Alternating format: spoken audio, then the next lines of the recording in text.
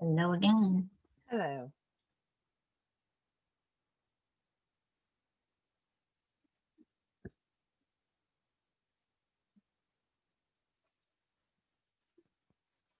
I'm going to go ahead and put that up now.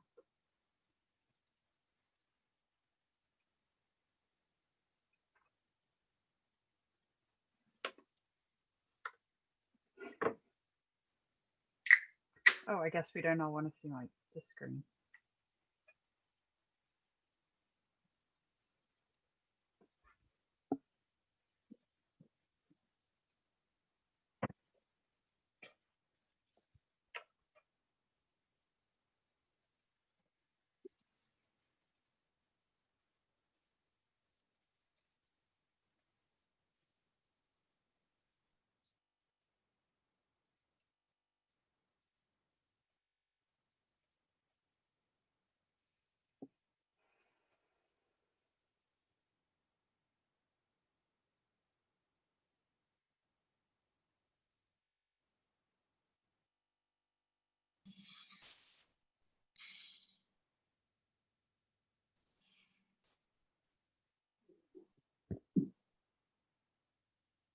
Hello. Hello.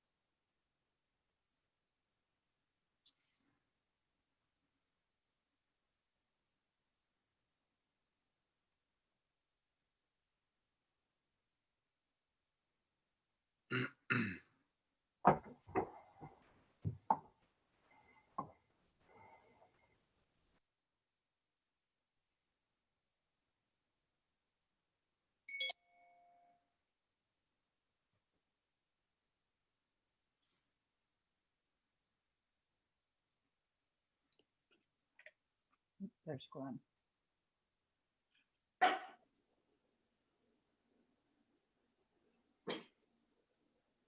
Huh.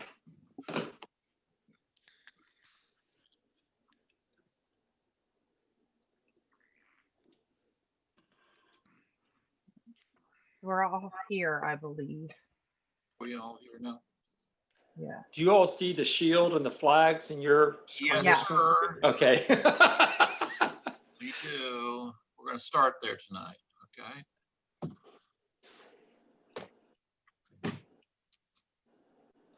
Yeah, interesting. New stuff.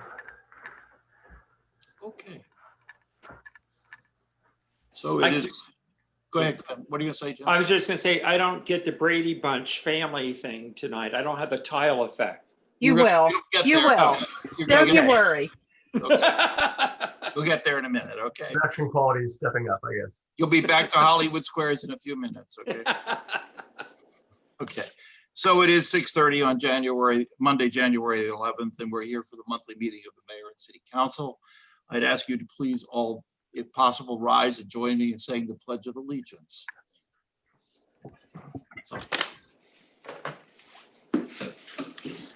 Pledge allegiance To to the flag See the flag of the United United States States of America, and to and the to the republic To the republic republic, for which it stands, one one nation, nation, under under God, God, indivisible, indivisible, with liberty. liberty liberty, and justice justice for all. for all.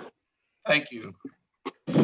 Thank you for joining me in that. We've been remiss in doing that for several months, and I want to thank Ellen Lorraine for taking the photograph and Anne Marie for organizing that. So something we always do, and so I think it's a good idea for us to do it. A few announcements before we get started. First of all, I hope everyone had a wonderful Christmas and New Year's season in spite of the pandemic, and I hope that 2021 is off to a safe and healthy start for you and your family. I remind you, as Dr. Tam has reminded everyone over and over, and as Dr. Cowan has as well, that safety is a prime concern for all of us. While vaccines are making their way into the community, it's still very important to wear a mask and wash your hands and avoid crowds. And I think our community has done a good job. And I know there's a great deal of pandemic fatigue, but it's still very, very important that we continue to observe those things that we know are effective in controlling the pandemic as it might infect us. So I ask you to continue to cooperate with that. Remind you also that City Hall and the Board of Public Works offices remain closed to the public. We do have a walk-up window at the city, and there also is a mailbox outside both Board of Public Works and the City Hall where you can drop things off, but the pickup window is open at City Hall Monday through Friday. It does close for lunch between 1 and 2. And just by way of further recognition of Christmas, I want to thank Christian Mullins and Deborah Ewald for their efforts to organize a successful Lewis Lights. I think it was well received by the program, and it did offer a brighter spot as the community absorbed the holiday. Those are all the announcements I have. However, before we get started, I do have a statement I'd like to read into the record regarding the events of what happened last Wednesday at the Capitol. And I think this represents, to speak for all of council in reading this statement, that we are all horrified to see the lawless mob attack the Capitol building. We mourn the loss of the Capitol Police officer's life in this senseless violence. While we can never condone or forget the actions of those who inspired and perpetrated this un-American and dastardly act, we join together in working for a better community. That is a responsibility of every American. And I thank all of you for the peaceful situation that we're in, continue to enjoy in this community, and look forward to doing that as we move through the next 10 days and we get through the inauguration of President Biden. I know there's been a lot of concern in the community about whether or not we're safe and what might happen here or what might happen, and we're all being blitzed by various forms of TV and social media about various things. But I would like to ask Chief Spell to make a few comments about what our local PD is doing and hearing and where we are. Chief Spell. Thank you, Mayor. Can you hear me fine? Sure. Okay. Yeah, I just wanted to take a brief moment and make a statement about the safety and security of our town in the current environment. Our police department, as well as every other municipal agency, police agency in the state, is in close coordination with the Delaware State Police and our state partners. The Delaware Information Analysis Center, which is the primary intelligence gathering agency in the state, provides daily updates to us, to all municipal partners in the state of the known threat assessments, as well as the planned and potential mass gatherings. Obviously, these are First Amendment protected activities, but can be viewed as opportunities for others to engage in illegal activity. At the time of this meeting, there are no known threats or events in Sussex County and Lewis in particular. The Delaware Information Analysis Center's primary mission is to assist jurisdictions such as Lewis to be well prepared for these type of events and assist us with planning and mitigation. Our police department, in coordination with our law enforcement partners, is prepared to do everything we can to protect those we serve and uphold our oaths as law enforcement officers. Should we become aware of any events, we'll use all available means to spread the word via our Facebook and Code Red platforms.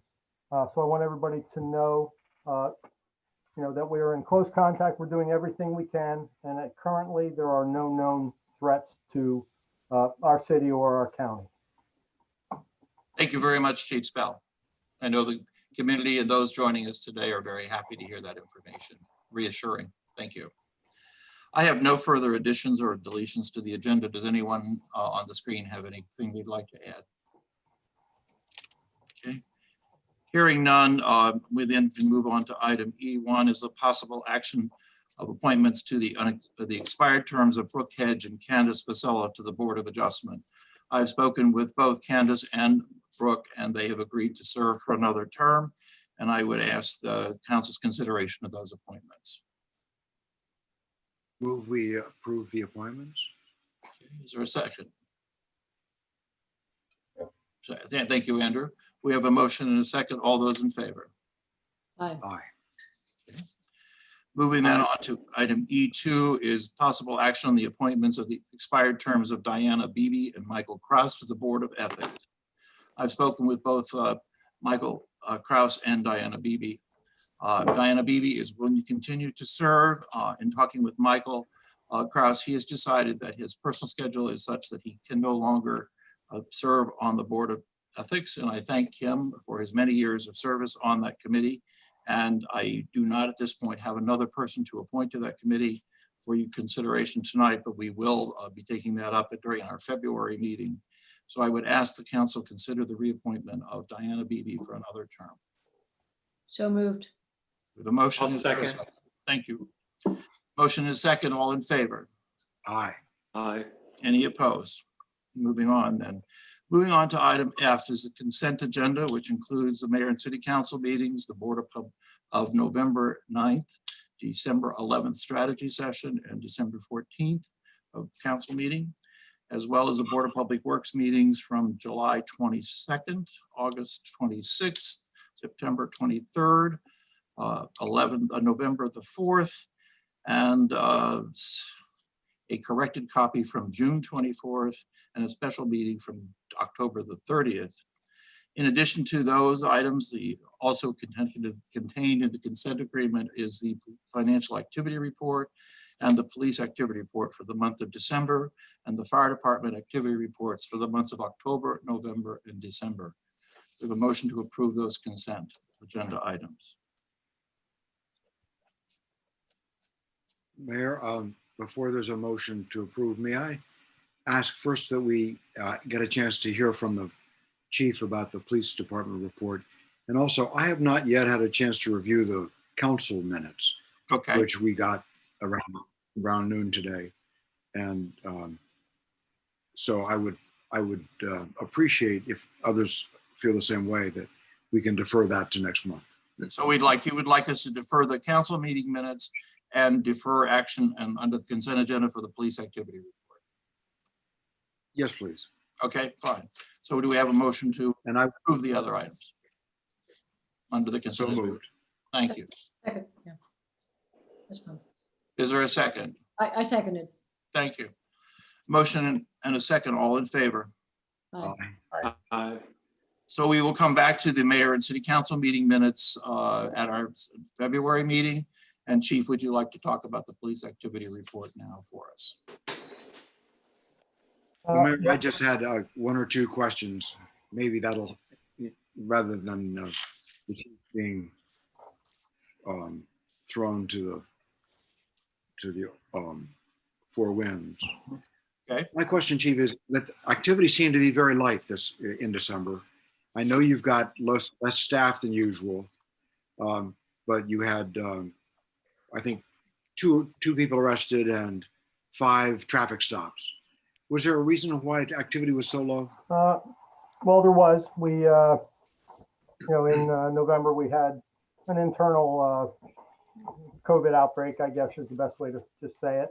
And we kind of reverted to some stances of not interacting as much as possible unless it absolutely public safety needs.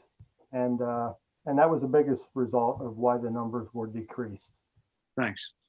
And then on foot patrols, is the lieutenant on patrol now? On patrol, no. He does not patrol. Okay. And so you've got how many patrolmen? 8.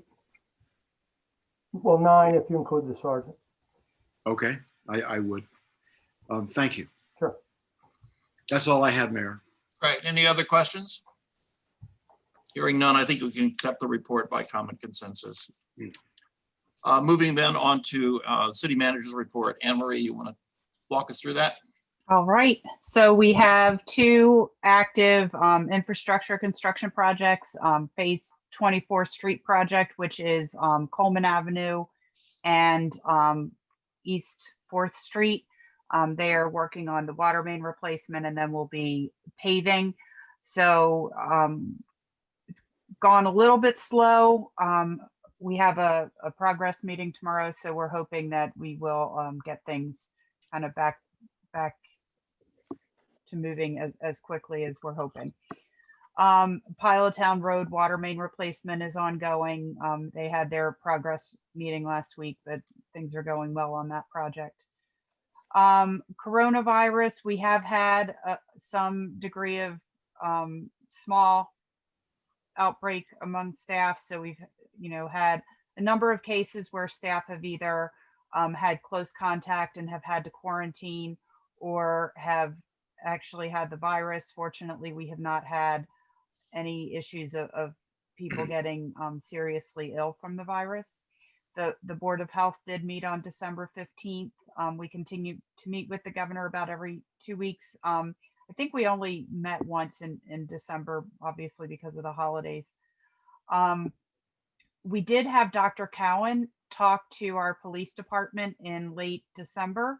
It was a wonderful discussion. He met with them via Zoom to talk to them about what we know about the virus, or what we know about the vaccine, what we don't know, and kind of the science behind the vaccine, and then also some of the administrative aspects about how they were able to get it to market so quickly and still do it safely. The Rollins Center and the Net House are closed. We're not having meetings in those locations due to the pandemic, because obviously our numbers are high. I did mention this last month, but I'll reiterate that we hired Chelsea Moore as the permit and license specialist. She started on December 7th.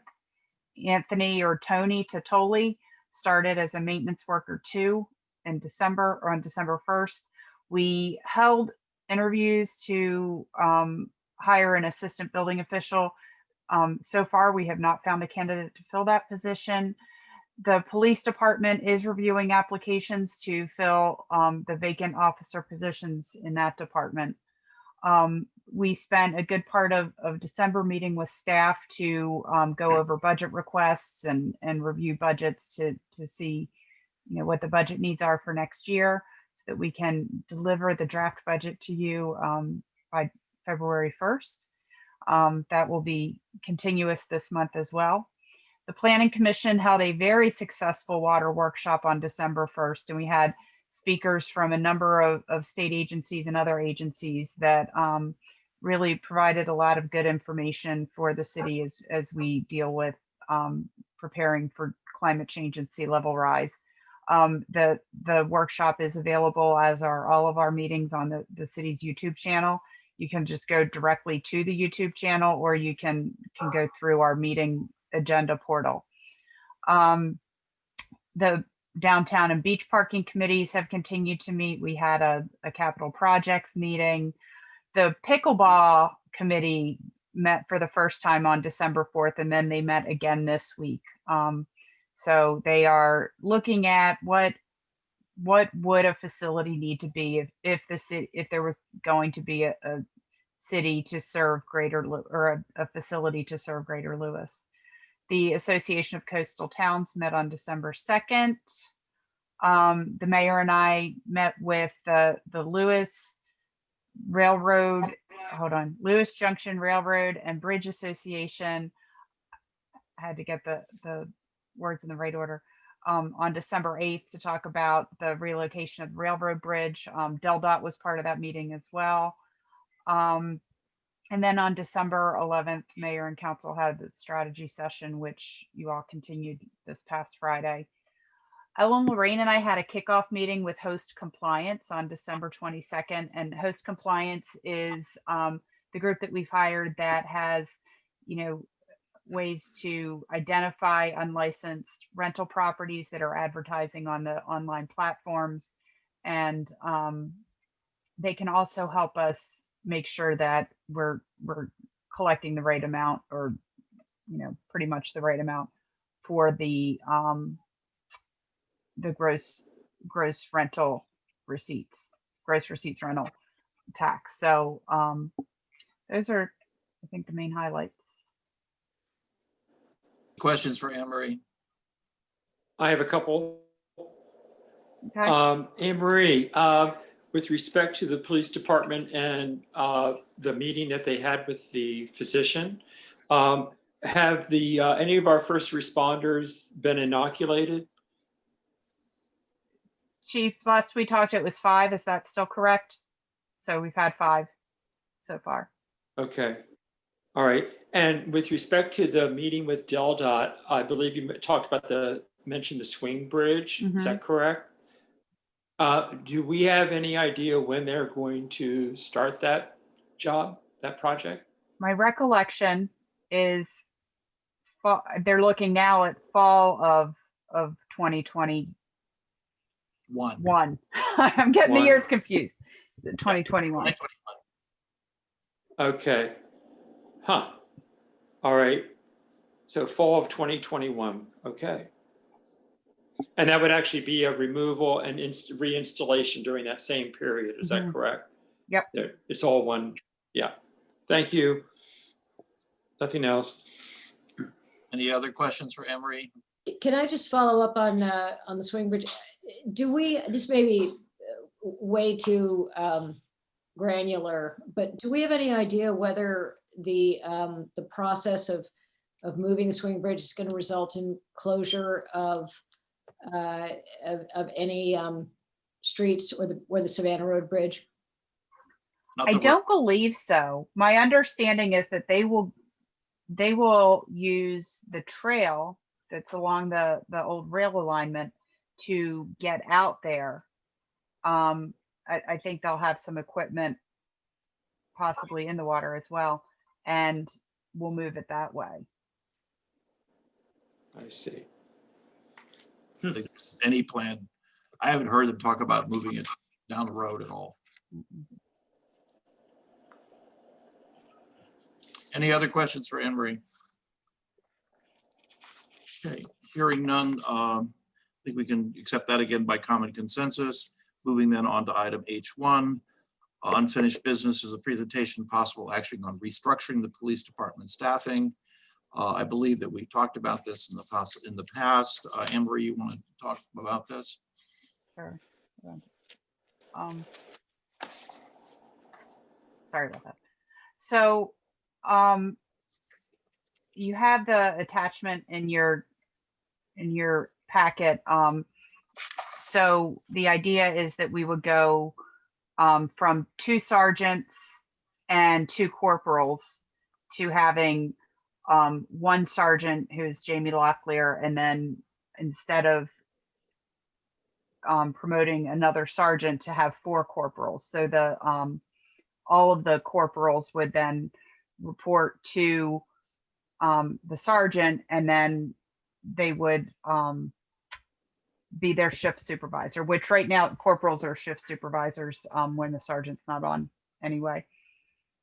I don't know if the chief has anything to add. No, I just add that I think it offers us an opportunity currently to have unity of supervision, and most importantly, to have a supervisor on the street actually delivering the services and making the decisions that are necessary in the moment. Any questions from council? Chief, thanks for bringing this forward.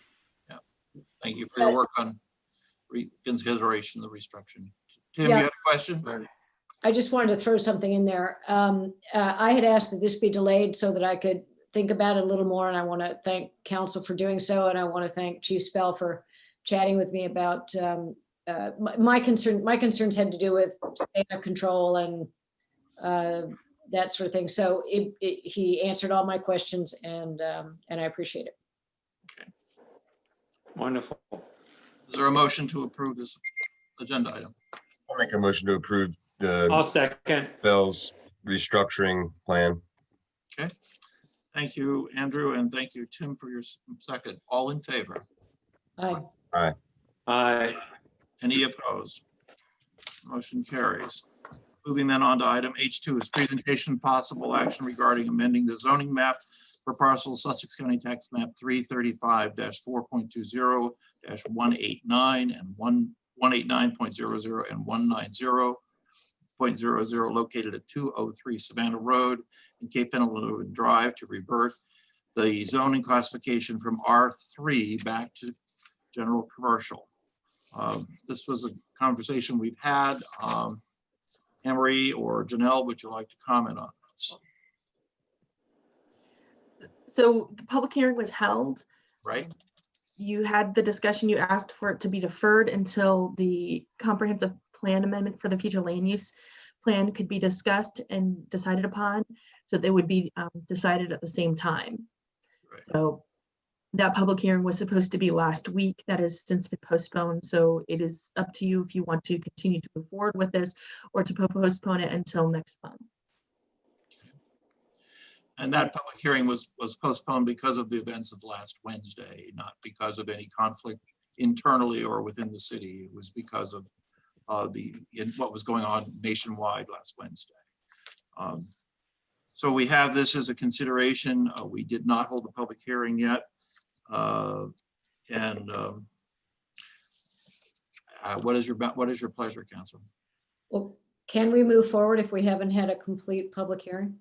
So this one, you've actually had the public hearing. Yeah, that's what I This one thought. we did, but the next. This one you have for the change of zone. H3, you have not had the public hearing. Okay, that's what I thought. And you wanted to do them together. Right, So right, the right, change of zone and the land use would be adopted at the same time. Right. So that's why they get tied into the public hearing that Got was it. postponed. It appears It's to be cleaner from the state law perspective to do it that way. to do it as one. Right. At the same time. So would it be your pleasure that we continue to defer action on this until we have a chance to get the public hearing rescheduled and hold it, which means it would probably come back to our February meeting? Is the language that it automatically reverts? Is there, we still need to vote on that automatically reverting to the GC? Yeah, Yes. I think you do. Yeah, the state code sets out procedures that have to take place, and that's part of the whole procedure. So even though we have a reversion clause, I think you do need to go forward with a vote. Well, Glenn, what would happen if we voted against? And the state law, and the law says it's automatically rezoned. Right. It doesn't. That's probably a conversation we should have not in public, because that's rendering. Well, no, I'm not. It's a hypothetical Right, question. right. Yeah, okay. It does seem to me Andrew's question's a good one.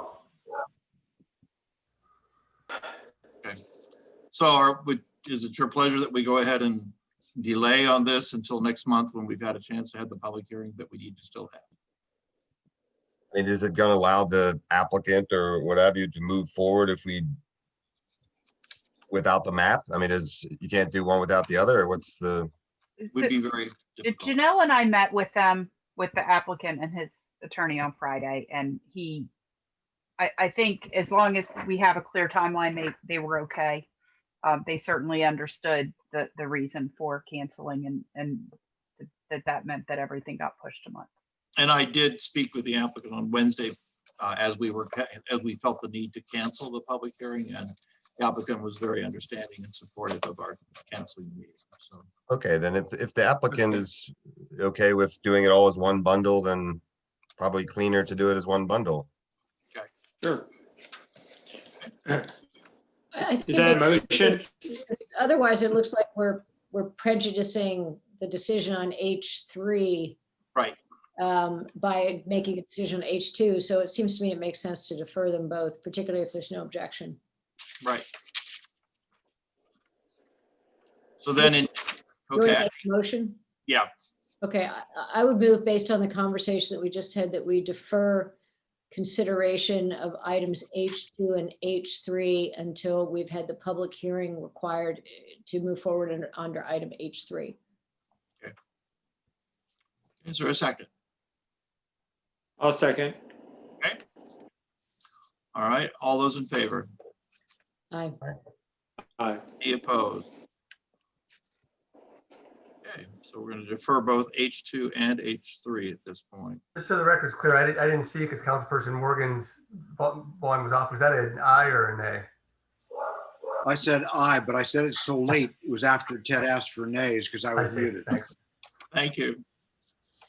Okay, so then we could move on then to item H4, I believe, which is presentation and updated information from the Lewis Junction Railroad and Bridge Association and Lewis in Bloom and Art in Bloom regarding the proposal for train cars and a replica train station on the railroad right-of-way between Margaret H. Rollins Center and the Lewis Public Library. And we have joining us Rich McGreal and Randy Voigt, who will have a presentation for us here. And I believe Anne Marie, you've got both of them up as. I'm working on that part. Okay. You'll get there in a minute, I'm sure. Yeah, we're working. We'll get it done, I promise. Okay, good. Okay. This is a Rick- project that's been a long time coming, and we finally did receive a letter from Dell last month indicating that they had no objection to this project going forward, which has enabled us to move forward with this discussion. So you've got them both as participants now, right, Anne Marie? Yes. Or yeah, right, as panelists. You should be able to unmute yourselves. Are you there? Yes, can you hear me? Yep. Right. Great, great. Welcome. Fortunately, I can't see myself. I don't know if you can see me, but. We can see you. We can see you. Okay, thank you very much. If I could just take one brief moment, we would like to just take a moment to thank our Lewis and Sussex County healthcare workers who are on the front lines of battling COVID-19. They're putting themselves in the path of this virus during really what is an unprecedented crisis. And all the doctors, nurses, technicians, transporters, EMT, police, fire, pharmacists, and everyone who's supporting patient care in this area really needs to be recognized as heroes. And we thank them. Thank you. Tonight, we're going to just give you a brief update. We are not asking for any decisions tonight, but we do think we've had some significant progress that we'd like to share with you. So on the first slide, Anne Marie, There we go. we just have an outline of what we're going to cover. I'll be taking us through the first section, and then Randy will join us for an update on the Railroad and Bridge Association exhibit.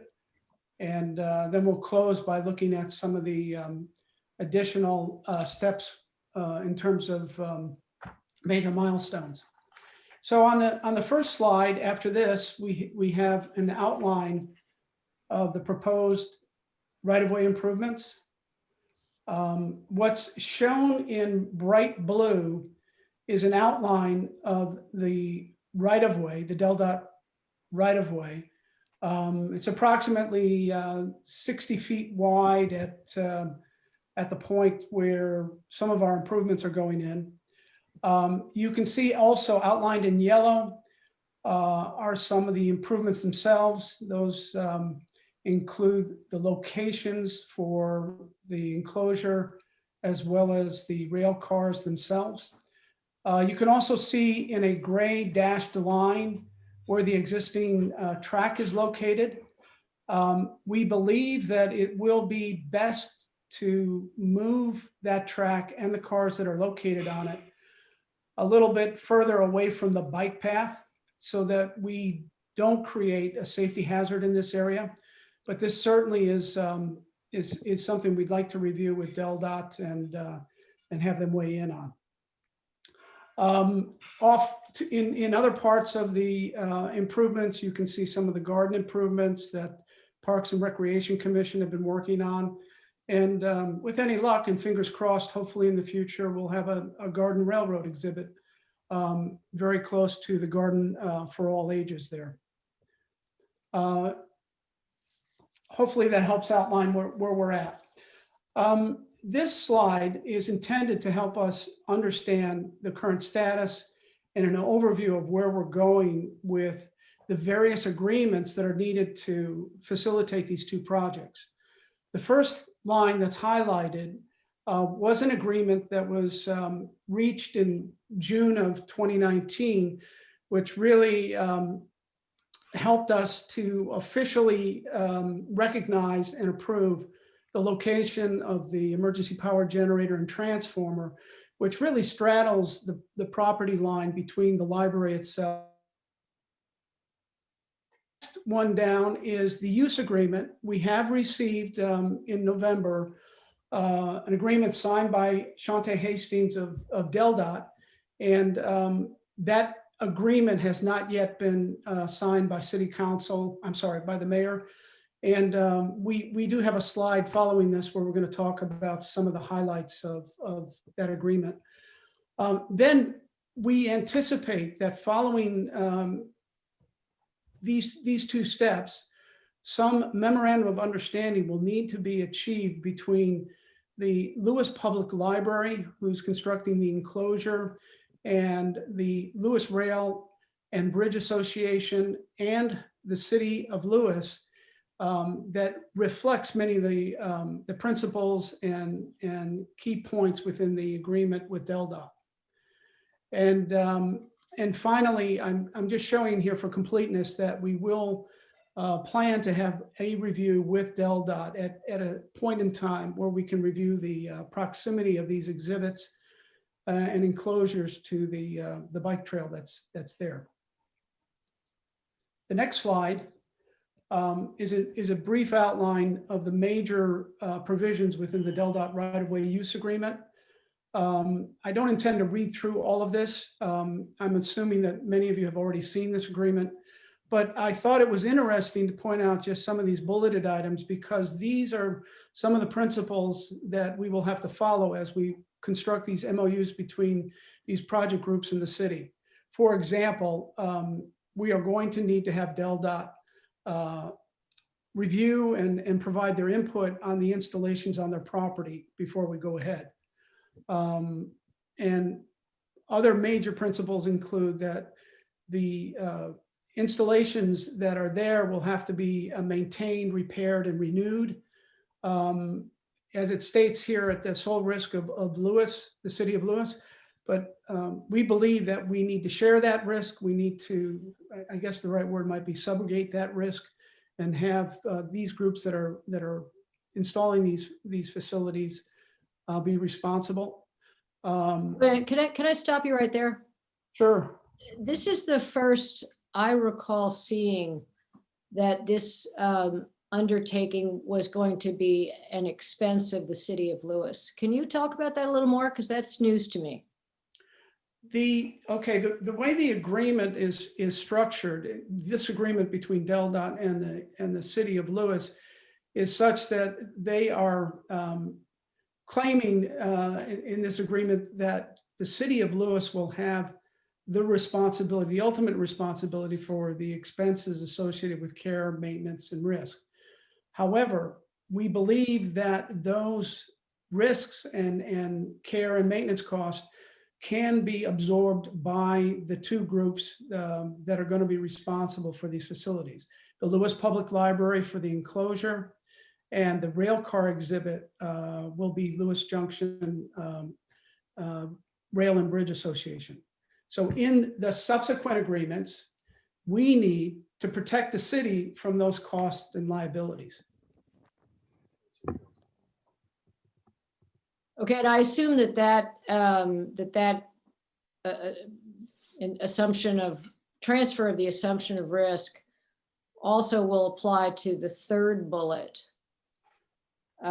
about liability for damages, because I noticed, for example, that at least on the graphic you showed a minute ago, I didn't see any kind of a fence or protective barrier around where it looked like the railroad cars were. You're thinking of putting the railroad cars after you move the tracks. Bonnie, we anticipated that question. We have a slide that will show you what we're planning to do. It's a little bit further in the package. And if Oh, you give us okay, a I get moment- that, but on the liability issue, I assume Yes. in addition to being solely responsible for installation, maintenance, repair, and renewal, it is the position of your two entities that you will also be responsible for any and all damages whatsoever that may result from the use of the premises.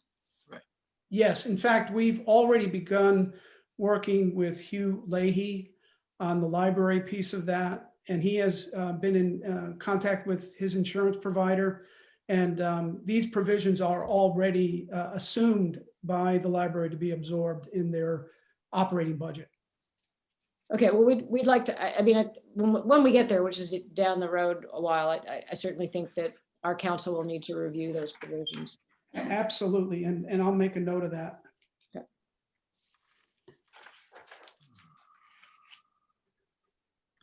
Those are really good questions. And I won't go through the rest of these, but if there are any other questions at this point, I'd be happy to answer them the best I can. Thanks, Rich. I've got a question for Anne Marie. Have we seen this MOU before? We have seen it. We have not, again, we need to, one, have this presentation tonight, but also Glenn is going to be working on some sub-agreements to then address them assuming certain responsibilities. So I don't know if Glenn's done a full review of the agreement. Have I seen this before? I mean, has this? No, it has not been distributed. Because I do have some, a couple of thoughts about it. But Okay, so no. it has not yet been distributed. Okay. Well, I wonder if you would, can you send that out to us? Sure.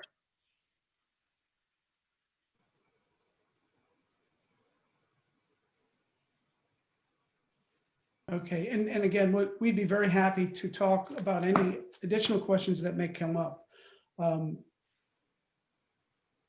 So this is just an update, Rich? Yes, it is, but no decisions required tonight. Okay, thank you very much. For the sake of transparency, we want you to know everything we know at this point in time. Next slide, Anne Marie, please. So we may have already covered some of this material with you, and I apologize for that, but to catch everyone up, the goal of the Lewis Junction Library and Arts Project is really to enhance the area surrounding the library in Stango Park through the construction of a replica of the Lewis Railroad Station and embellish that structure with works of art. The concept for this, I think, goes back to 2018 or earlier. the library and Art and Bloom got together and decided that a railroad theme, because that is the location of Lewis Junction, would be appropriate. And I have to be honest, initially, the enclosure idea was simply to make the area more presentable, to cover up that utility equipment, which is not unsightly, but it just doesn't lend itself well to a park-like setting. So during stage one of our plan to execute this, we do the enclosure facility itself. We would put up what's called a reading wall or book wall to hide the inverters, which is right along the wall of the library. And then we would refurbish the courtyard that surrounds that area. That would be the first stage of this. The second stage is the artwork itself. And that artwork is intended to reflect sort of the history of Lewis and again, the theme of the railroad.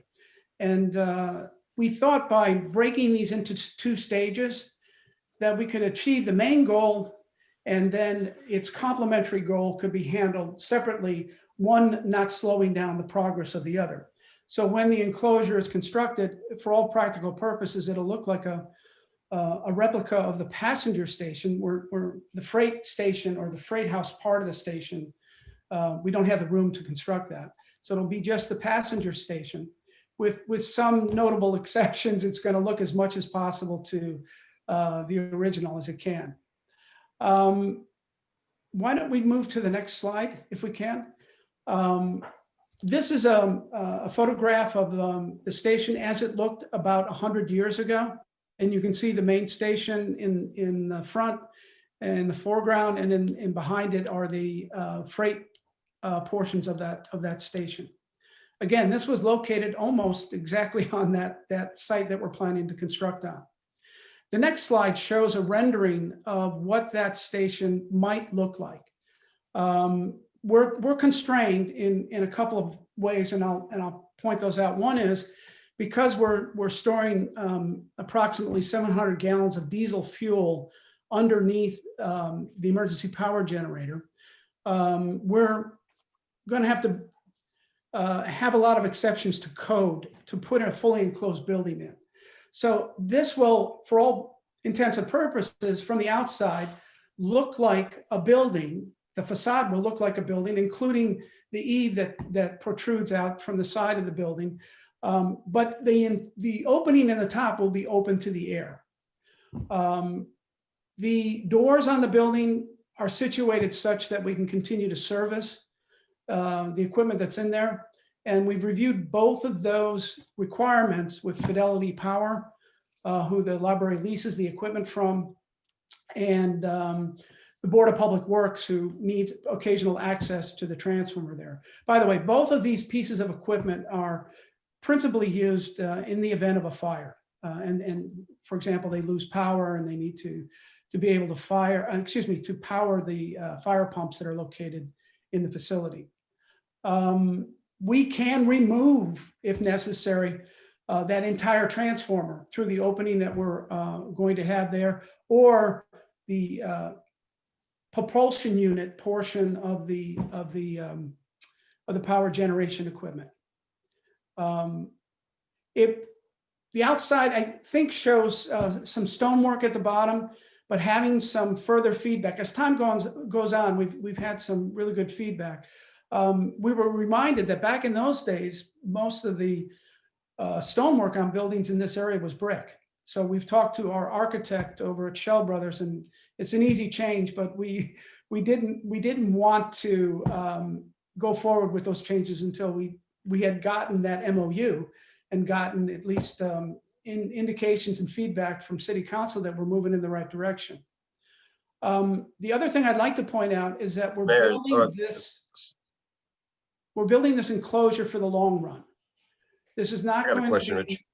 I'm sorry? I actually had a question for the mayor. Is this, in your opinion, something that might need to go before the Public Arts Committee? It's an interesting question. I'm not sure that it would have to, because it's a structure of on, on a right of way. I'm not sure that it would have to. The panels themselves might, but I don't think the structure itself would have to. I think you got an H park issue too. We have an H park issue, yes. It would be, Mary, I think Andrew's idea is a good one, though, to ask the Public Art Committee if they'd like to be involved. Right. Certainly can do that.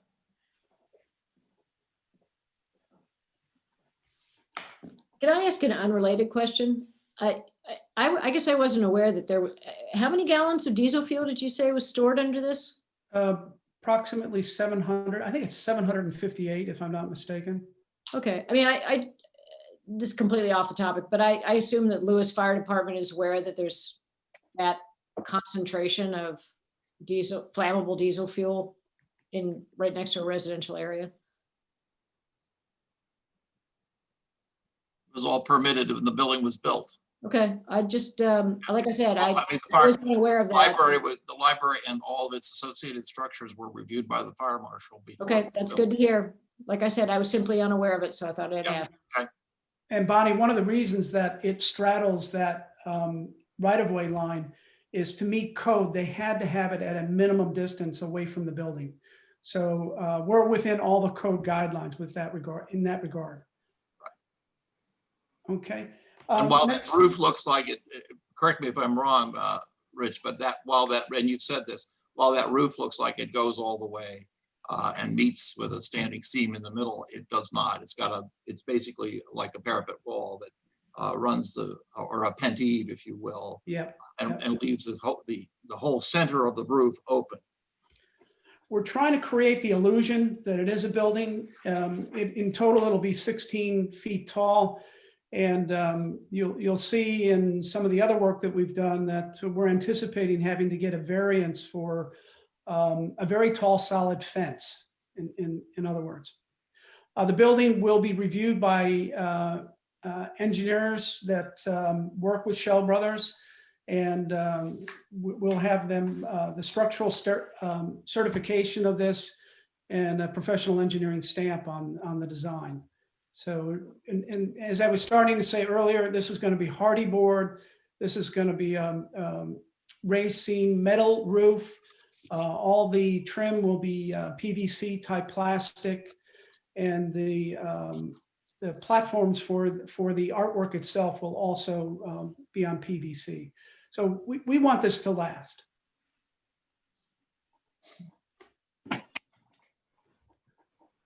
At this point, I'd like to invite Randy to take over. All right. Can you hear me? We can hear you, Randy. We can't see you. You want to click on your, if you can. There you go. are. Great, thanks. All right. Thank you, Rich. Yeah, it's, as Rich said, there's really a two-part solution or two-part proposal, I guess, for what we wanted to outline to council today. And you saw that on the diagram on, I think, the second or third slide. So the building, so to speak, that Rich was talking about a moment ago would be between the bike trail and the existing bike trail and the library. As you probably know, the railroad track that was left when Dell took up the rest of the right-of-way between Georgetown, or actually not quite to Georgetown and Lewis, that section of track is between the bike trail and the Rollins Center, but closer to the bike trail. So I just wanted to kind of reorient everybody to it. And now I'd like to go through these next couple of slides. The rail car exhibit, and again, this is Lewis Junction Railroad and Bridge Association. The goals for this portion of what we're doing, and I say this portion, we also are involved with the movement of the bridge that was briefly discussed earlier. Our goals are to display and interpret the railroad history of Lewis. The railroad history, as you may know, goes back to 1869. There was a line to Rehoboth Beach and another line to Cape Henlopen. We also want to complement the railroad theme that Rich was just going over. That was adopted by the Lewis Public Library, Art and Bloom, and Lewis and Bloom. The objective of this piece of our strategy, if you will, is to locate railroad cars and railroad themed displays on the track section I just described. The next few are just a couple of, the next couple are just a couple of brief history items. You've heard us refer to this as Lewis Junction. And again, council may be aware, but the reason that Lewis Junction is called Lewis Junction is because it is the location where the railroad line to Rehoboth Beach branched off the line across the canal to Cape Henlopen. So the train station was located there, the freight station was located there, and the junction, the Rehoboth line, if you're looking towards the canal, branched off to the right. And as you may know, part of the bike trail, the Junction Breakwater Bike Trail is on some of the old railroad right-of-way closer to Rehoboth. So that's why we continue to refer to it as Lewis Junction. As Rich said, and you also saw the picture, a passenger station and a freight house were once located at Lewis Junction. So if you will, Lewis Junction was the heart of the railroad operation in the area. And Rich also mentioned this, but it's 60 foot wide. The right-of-way at Lewis Junction is wider than a normal railroad right-of-way. If you look back at his slide later, you'll see just to the right, just before the slide ends, the diagram, the right-of-way narrows considerably down to a 2-track right-of-way, but it is wider at this location because there was a small rail yard there. And why is that important? It's important because it gives us a little more room for fencing, for displays and what have you than we would have anywhere else along the right-of-way where it would have been single track or double track. Okay, Anne Marie, thank you. But can I ask you a question about this? I'm looking at the graphic, and are you anticipating taking out all those trees? No, we're not anticipating taking any, shrubbery, trees, what have you. Okay, thank you. We are, good question though, but thank you. As the first bullet here says, though, the track will be moved closer to the Rollins Center to provide more clearance for the bike trail. If you've been through there, you can see, right now the track, which came first, was right up against, or is right up against, the right-of-way. So we feel it would be wise to move the track closer to the Rollins Center. And as you saw in Rich's diagram, it would be reoriented slightly to be parallel to the bike trail. We would also improve the track. I didn't put that on here, but we would improve the track. What's there now is really sitting in mud. And as a former railroad professional, that's not a very good looking section of track to put a display on. So we do plan to upgrade that track when we move it. We also are planning to put 2 or 3 pieces of rail equipment there. And I say 2 or 3, I'll explain in the next 4 bullets. We do plan to purchase the caboose that ran on the last train to leave Lewis in December of 2017. And there's a picture on the next slide that we'll get to in a moment. The caboose is currently stored over at Georgetown. It was also refurbished inside and out in 2017. It basically was put back to new. It was built in 1972, but taken down to bare metal and refurbished and repainted and really put in great shape back in 2017. We are in touch, of course, with the owner. We have negotiated a price range, and Community Bank has agreed to lend us the money to purchase the caboose.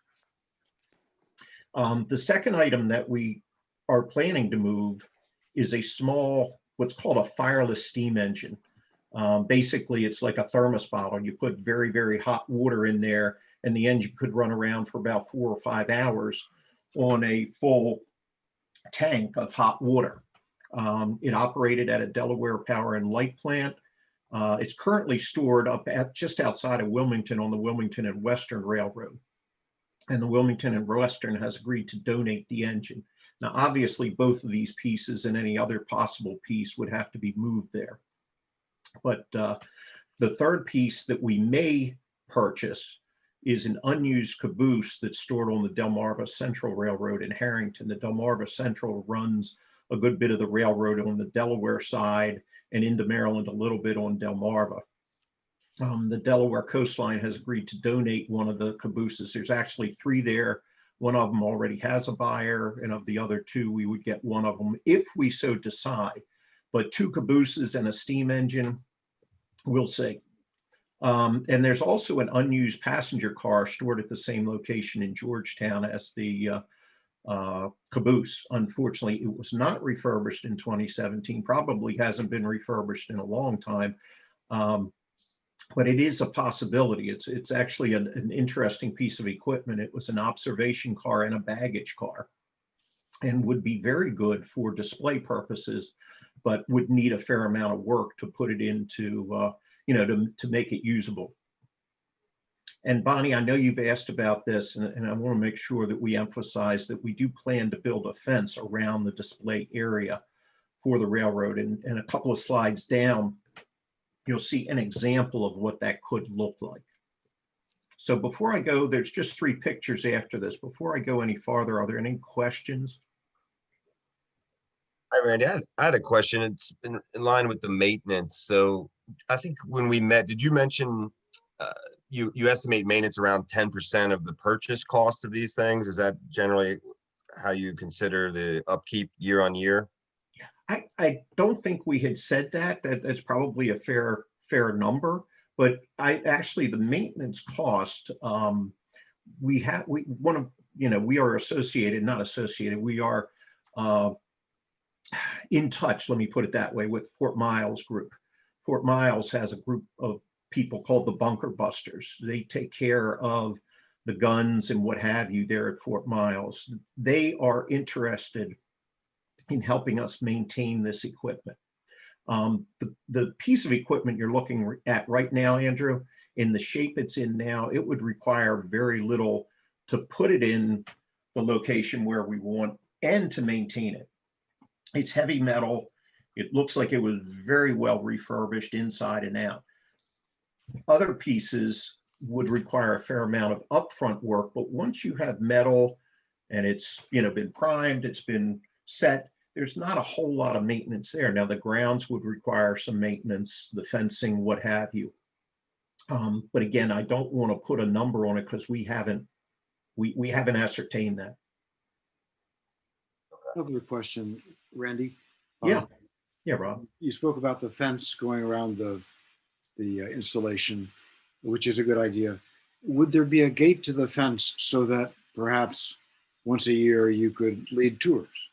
Yes, yes, and it may be more frequently than that. The fence would preclude people coming when the exhibit is not open, but when the exhibit is open, we would like to think, if you're looking at this caboose, that people would be able to get on the caboose. There's actually a picture, one of the pictures we have of this caboose on the last run out of Lewis, and it was right at the location where it's going to be. People were getting on it. They had steps to get up to the level of the first step you see here. So Rob, yes, we would have a gate, but we also see the exhibits as being open, at certain times, maybe weekends or what have you. Thank you. Okay.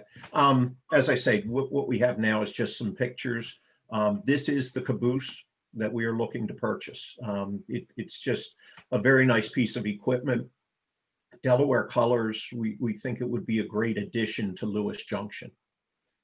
If you can go to the next one, Anne Marie.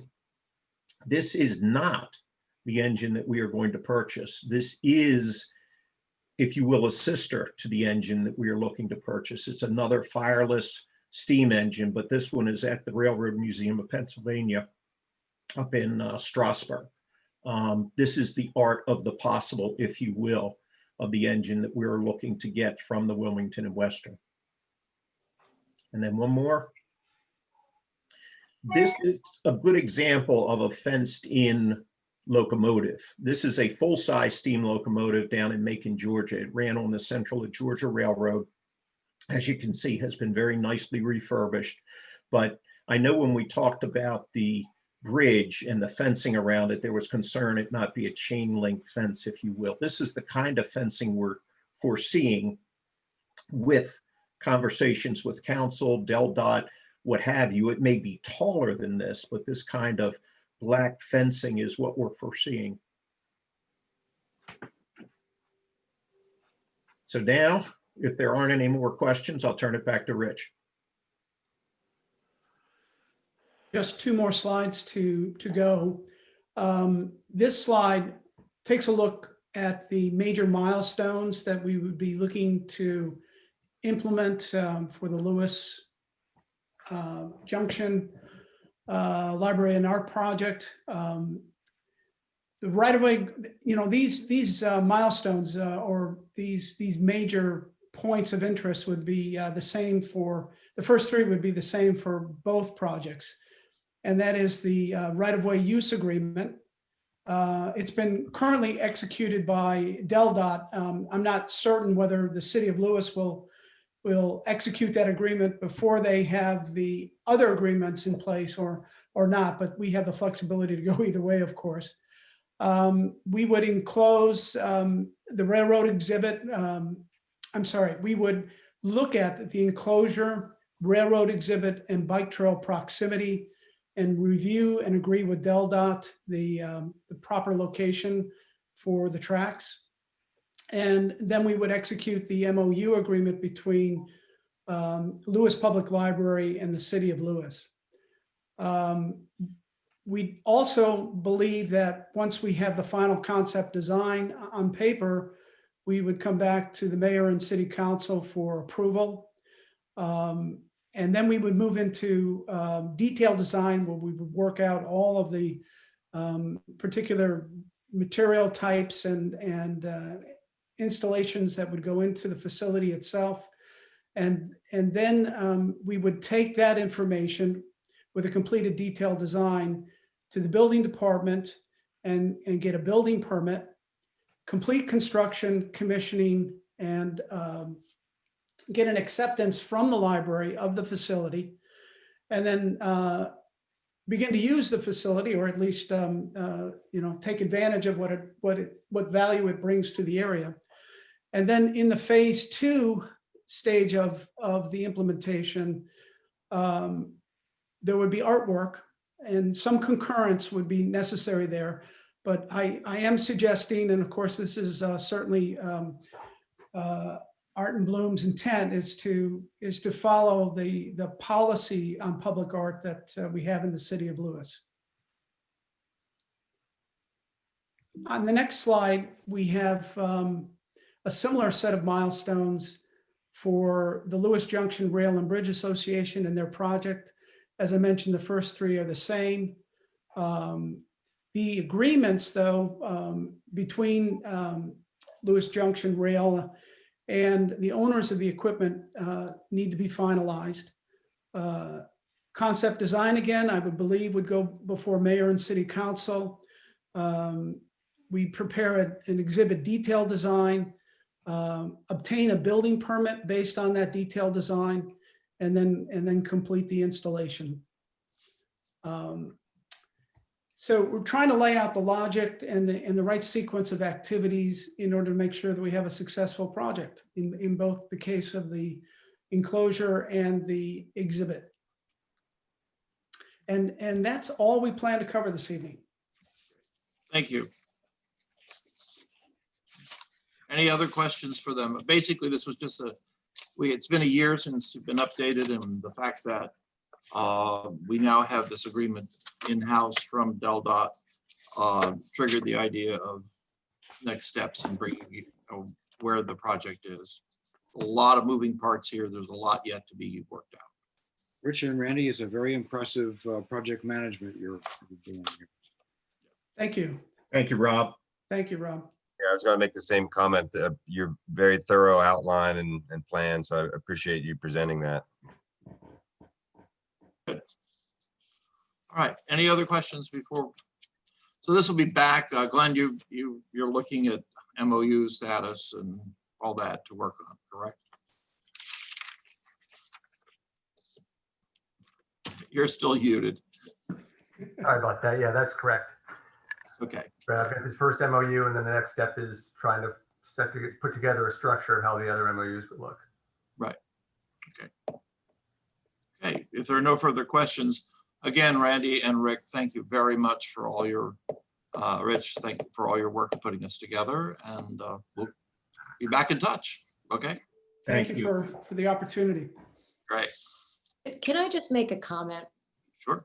And it was a nice presentation. This is nothing about this particular project, but I just want to point out to council that I made a short list just of things I could think of off the top of my head of various projects that people want to do on public land. And, you know, we've got this, the Garden for All Ages, the Veterans Monument, 2 groups working on art in public places. We've got the clock later today. We've got the Quest Beach Shack. We've got Lewis and Bloom's request before the Public Art Committee to have corporate sponsorships in public parks.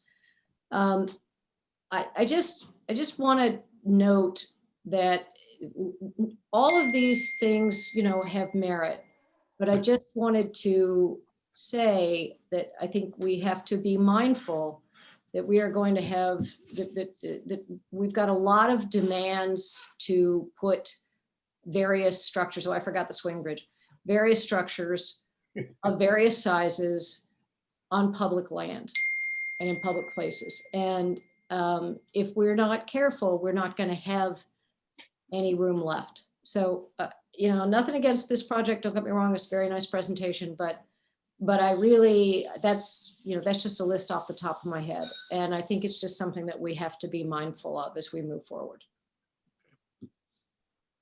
Thank you. Okay. If there's no further comment, then let's move on to, again, thank you, Randy and Rich, for your effort here. Move on to item H5, which is presentation and possible action on a resolution to set a public hearing to amend the comprehensive plan future land use map, the zoning map to change the properties located at 203 Savannah Road, Sussex County Tax Map 335-4.20, -189.00 and 190.00 from residential to commercial land use. This is basically rescheduling the hearing we had to cancel last week. And Emery, you've proposed some dates. Do we zero in on one? Well, it looks like February 1st, 3rd, or 4th would be. It's a Monday, Wednesday, or Thursday, right? Right. H Park meets that Tuesday, but every other night that week is open. Anybody have a preference? I would just get it over on Monday if possible. Would that be an evening meeting? Yes, Right. it would be at 6. 6 o'clock in the evening. 6 o'clock? Mm. Okay, thank you. Emery, I think I'll let you know I'm available any of those dates. Yes, that's Yeah. what I think I heard back from everyone, if not almost everyone, that those 3 dates were. Right. Rob and Bonnie, does the first work for you? Fine. Okay, so then we have a motion to set the hearing on the 1st of February at 6 p.m. So moved. Is there Second, a second? Thanks, Rob. Motion and a second, all in favor? aye. Aye. Motion carries. Moving on to item I1, is presentation of possible action on a proposed amendment to the City of Lewis Charter relating to fishing on the public beaches. This is a topic, Rob, I think you noted and you want to talk about a little bit? Be glad to, but I'm not going to take credit for it. Tim very alertly spotted the fact that our charter and our code are at variance. So this is simply an attempt to reconcile them, and with Glenn's help. And the idea is that we're asking the state to give us the authority to regulate the times at which people can fish from and near the beach where people bathe for safety reasons. So what we're looking to do this evening is to set a public hearing. Correct. We've already set a public hearing for the issue of addressing vacancies in section 12 of the charter. So this would go on that same evening on January 19th, which is next Tuesday at 6. Great. So we have a motion to set that public hearing. I'll move. Okay, is there a second? I'll second. Okay, all in favor? All right. And I'm sorry, Aye. can you give me the date and time again quickly, just so I can put it in here? The 19th, next Tuesday, January 19th at 6. Okay, 6. thank you. That's what I thought. Thank you very much. It's consistent with the other charter change. Right. All right, so then moving on to item I2 is presentation of possible action on a request to annex property located at 1145 Savannah Road into the city of Lewis. This is Sussex County Tax Map 0.8-15-39.01. It is the property right next to the trail, and it's located where the resale shop used to be located, and we have an application here, or request for annexation from the contract purchaser, which is supported by the current owner, Mr. Bryant, for this parcel to be annexed. I think what we need to do is establish an annexation committee tonight, and I think that I would ask the 4 of you members of council to serve on that committee.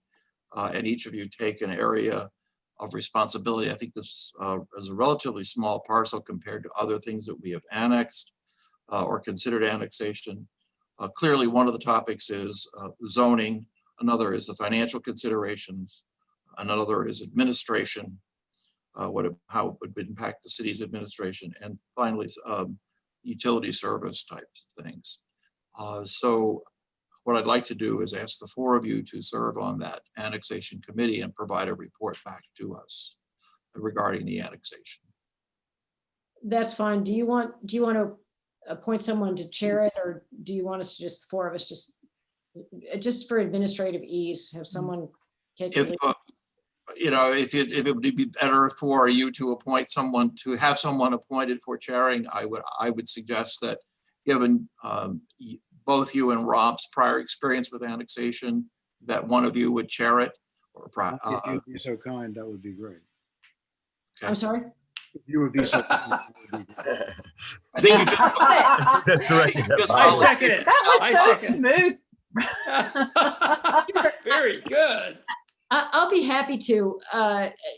All I was thinking is that somebody, we just need someone to take the lead, and whether they're a That's fine. chair or they're an admin person. But just for Andrew and Tim, I know you watched this process before, but typically what we do is, as we investigate, this is, as Ted said, this is pretty simple. I think it's just each of us would go and get the answers to questions for whatever our subject matter is. And then you write a report and it comes back to council, and we make a recommendation, it comes back to council, and then you decide what to do. Okay, so here's the thing. If I have to chair it, I'm going to take admin. Oh, I was hoping that you were going to take, I was thinking you would probably take zoning because you're the representation, you're the representative to the planning. Yeah, You know what? I've done zoning. I second that. I've done zoning before, and it's someone else is going to take over for me. So this is a good opportunity for them to get to know the zoning code. Okay, but rather than having individual meetings, I think you can certainly each gather information however it's divided. I would think Andrew would take the financial considerations. Yep. And work it out. But I would think that a joint meeting amongst the 4 of you, rather than each of you having individual meetings, and setting up a whole subcommittee, if you will. Oh, no, I don't think you need that. This is like a Absolutely one-off. These are committees of one. I think all we have to do is Exactly. if the 4 of us meet, decide who's doing what, or decide it right now, either one. And then we all come back together. And Rob and I can both serve as a resource for Andrew and Tim, since they're going through this the first time, about any questions they may have. Thank you. Okay. All right. So you want to iron out who's going to take what now, or you want to do it? We'll do it later. Okay. Well, why don't Is we, that okay? I think it's utilities and zoning for you and me, Tim. Which do you prefer? You know what? Either one is fine. I'm fine with either one, Rob. Whatever you're comfortable with. Why don't you take utilities, Tim? Okay. All right, I'll take utilities. Then that gives me zoning. Okay, so if each of you would just shoot me an email when you think you're ready, take a look at the charter provisions about that, give you the general guidance of what we're supposed to be finding. But basically, it's to look at the pros and cons, the burdens and benefits of annexing a particular piece of property. Exactly. So when you think you're ready to meet, shoot me an email and I'll arrange a meeting. How's that? Sounds like a plan. Thank you, Bonnie. And just so you know, you do have the staff at your disposal for this, so don't feel like you need to navigate it on your own. You know, for zoning, certainly Janelle is available. For utilities, I would think BPW. For admin, you know, probably a number of us, and then for finance, Ellen Lorraine always helps out. So There's plenty of resources. Yeah. Given the size of the project, as we've said already a couple of times, this is not a large project, Right. or parcel that we're considering annexing. And, you know, so I think it's pretty straightforward. So we need a motion to go ahead and set up that committee as we've discussed. So moved. Thank you. Second. All those in favor? Aye. Aye. Okay, thank you very much. Look forward to getting that going. Thank you. Moving on to I3 is discussion and possible action of the Planning Commission action plan. Janelle, you want to talk to us about that? I'd be happy to. I'm hoping Kay is on. I think she is. 'Cause she's definitely She able is, she needs to to be help. elevated to a panelist. Hold on, do I not see? Drew Oh, there she is. Yeah. McKay is also on. Right, but Kay was the chair of the subcommittee, so typically that She needs to come on. there she is. Okay.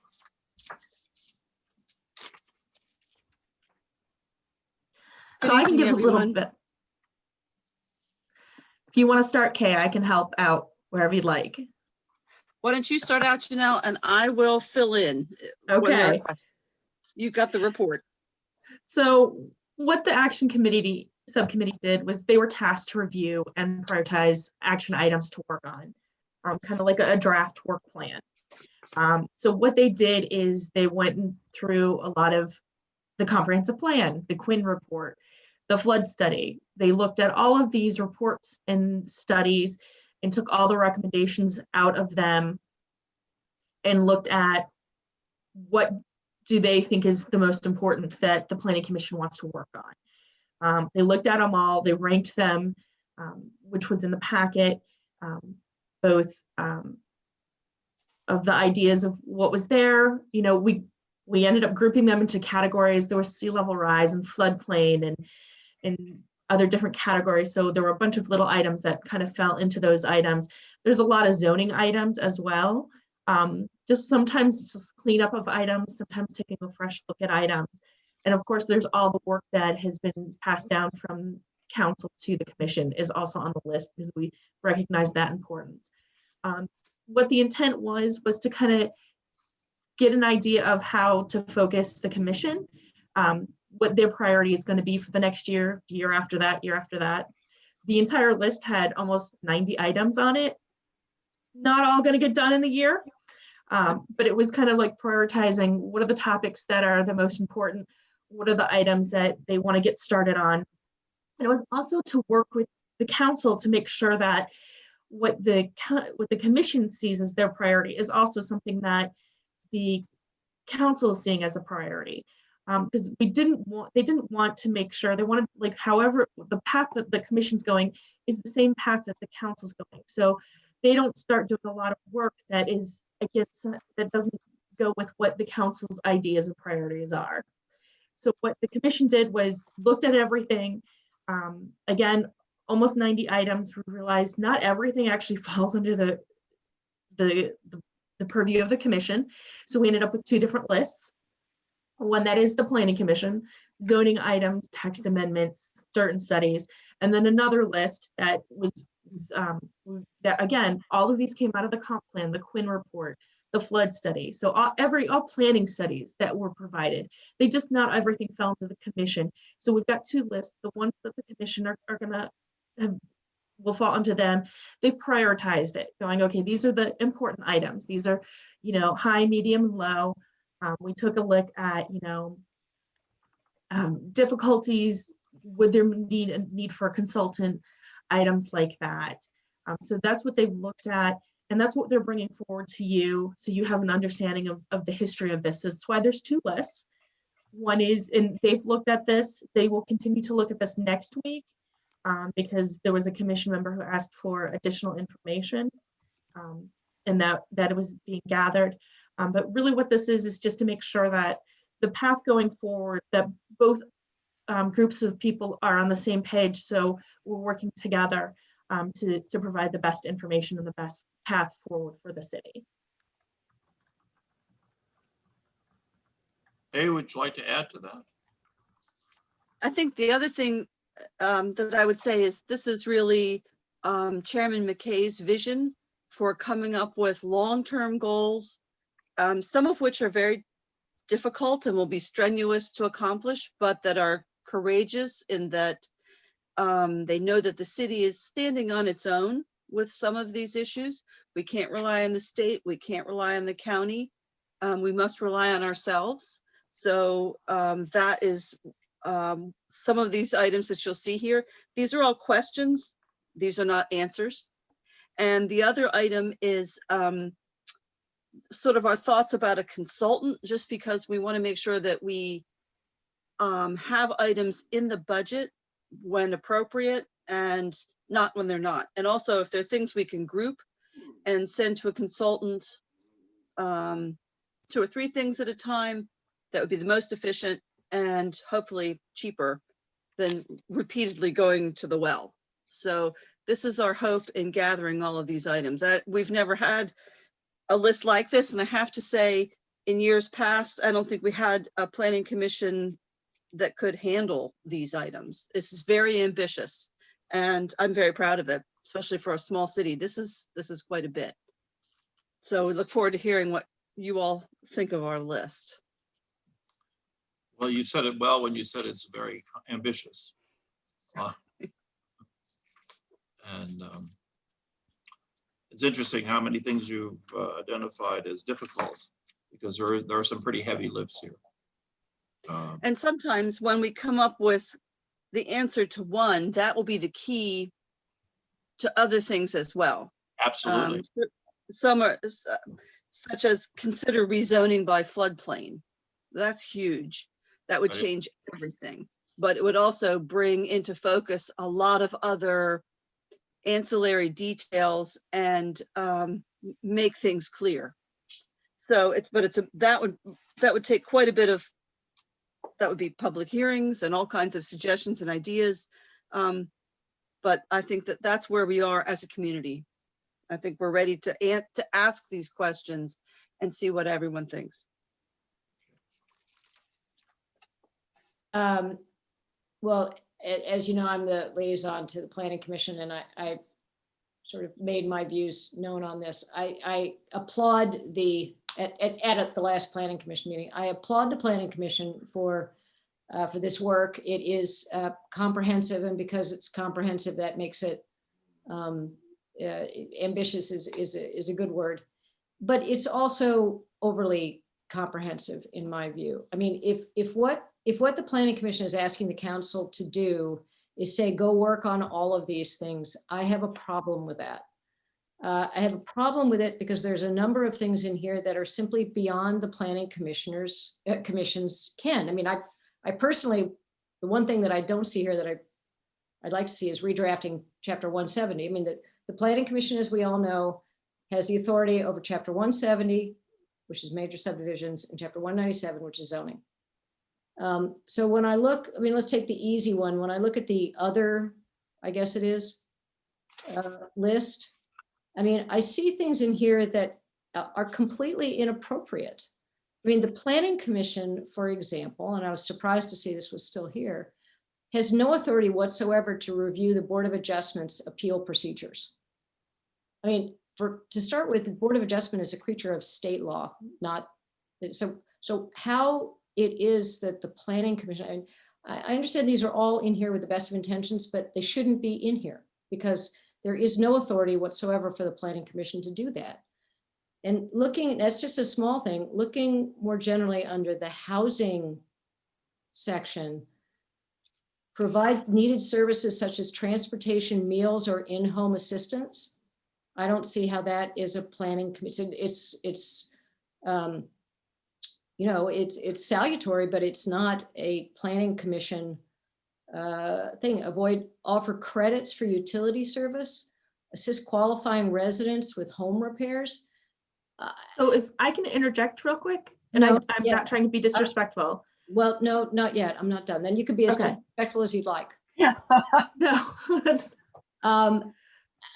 So, and then turning to the other list, which I think is much closer to core planning commission interested. And for the planning commission, just to get through the core planning commission stuff on the first list is a tall order. Something like, where was it? Under sea level review, adapt historic structure to sea level review. I think that's an HPARC issue. I don't think that is a planning commission issue. So the reason I'm saying this is not because I don't think this is a very worthwhile exercise, but I think before council can simply say, this looks like a great list, or these look like two great lists, we have to look at what's in here. And this is, you know, these are gigantic issues that you're talking about here. Protect and expand flood storage lands. To their credit, you know, it's listed as difficult. I completely agree. So my only point is, this is, if this was meant to be comprehensive and take every recommendation from every report that's out there, the comp plan, the Quinn report, all the rest of it, I think that's great. But I don't think that it's appropriate for the city council to say to the planning commission, we think that you should go pursue all of these things. I think we have to be a little more surgical. On the first list, I mean, the first list is more, I think, on point than the second list. So, okay, Janelle, go ahead. Say, Bonnie, you idiot, and then everything that follows. no, it's the other list. That's the list we recognized commission has nothing to do with. So then it shouldn't be on this agenda item. Again, we just wanted to put everything out there that these both lists are everything that came out of the subcommittee, and then we brought it back down to what the commission has control over, and then the rest of the recommendations from the other reports that they. And that's good. And that's good. That is an improvement from the list that was before the planning commission when they looked at this, and I applaud them for doing it. So let's just, in my opinion, then the second list should go elsewhere. I don't think it has anything to do with tonight.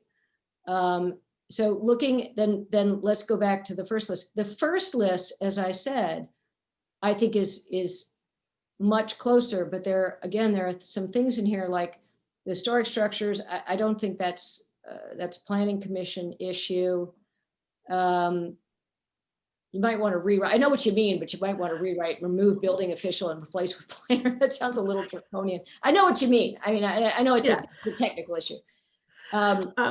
Review recordation process.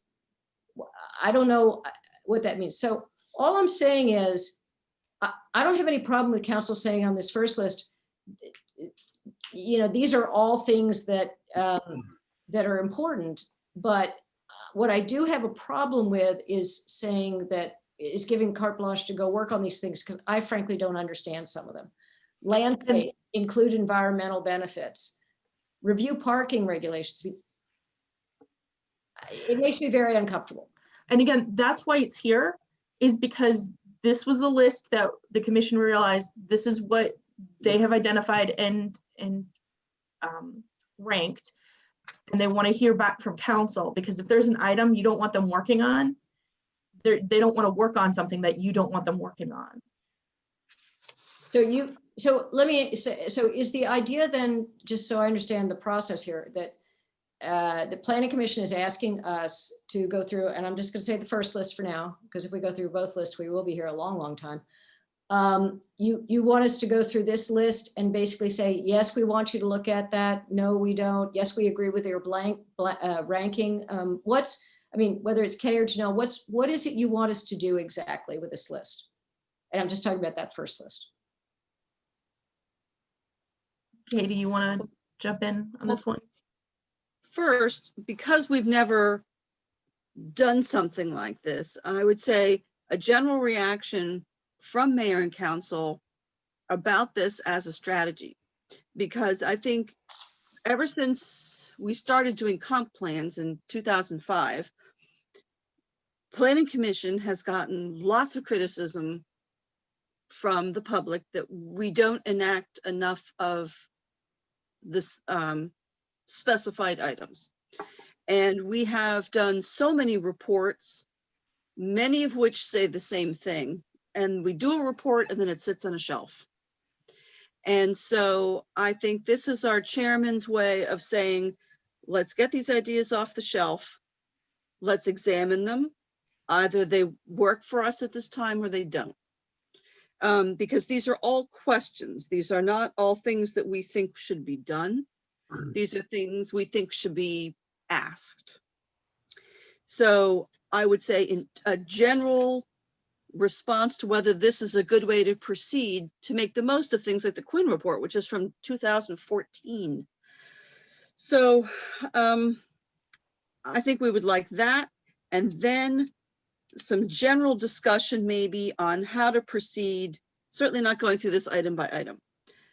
We currently have subcommittees working, and I think the thought is that this is the way this would continue, in that we have issues that come monthly to the whole commission, and then we always have a series of subcommittees working in our free time in the background, accomplishing what we can so that we keep moving forward, because everyone, I think, has been putting in a lot more hours trying to move forward with some of these ideas.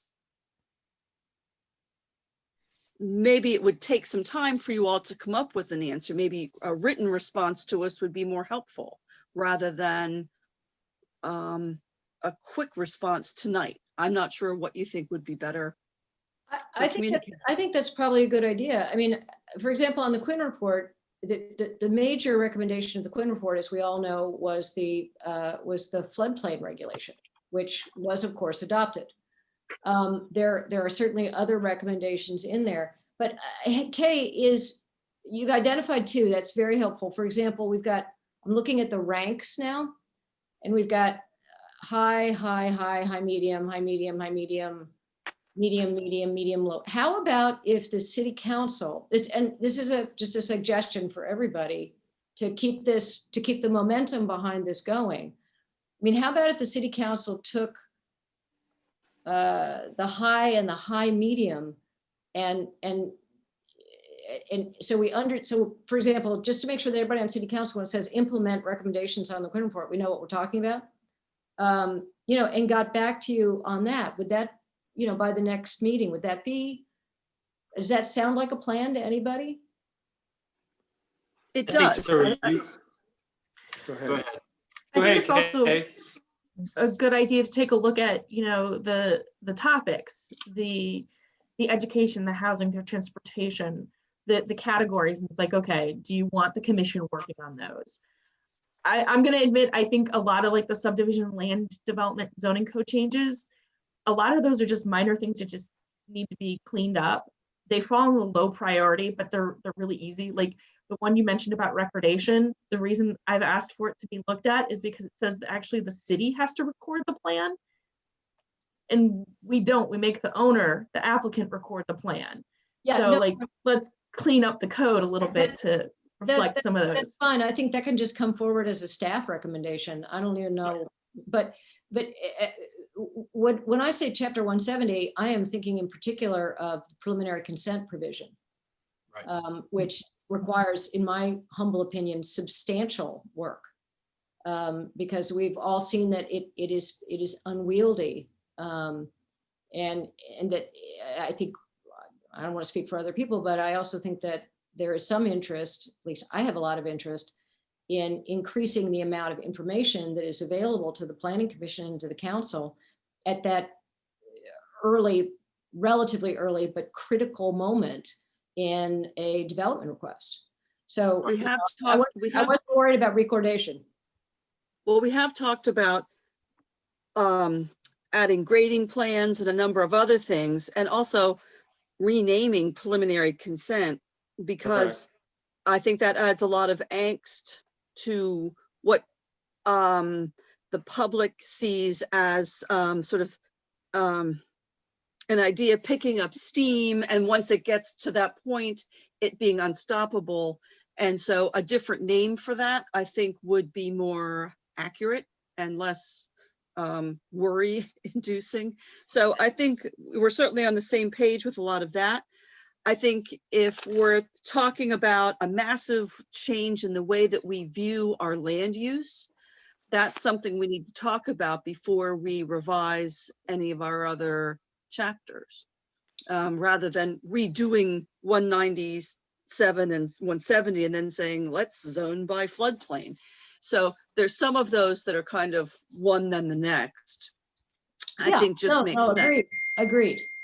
And to its credit, I mean, one of the things that is so so great and encouraging about this is there's a number of, under the status bar, on these very, very important stormwater management, floodplain, sea level rise, you know, it says ongoing, et cetera. So, you know, the Planning Commission has really put its teeth into some very, very important issues. So, but I'm just trying to think of a way, now that I think we've sort of said, okay, here's what the Planning Commission is about and here's what's not, to get you back the feedback in an intelligent way that you're seeking. I think that would be great. And I think written would be very helpful for all of us. Then we could all take our time and look it over and see that how to get on the same page and on the same timeframes. I agree. Well, I think there's also a sequential thing to some of these things that you're not gonna be able to do some of them until you do some of the others. And I think you've got to put them in sequence. Yes. Well, and I think the one thing we also recognize is, you know, some of these are going to ebb and flow. Some of these, you know, especially a lot of the items under the subdivision, one of which is actually taking a look at the subdivision ordinance and making it more transparent, is what that one says. That one's going to take a little bit more time, but maybe making that recordation change is a little bit easier.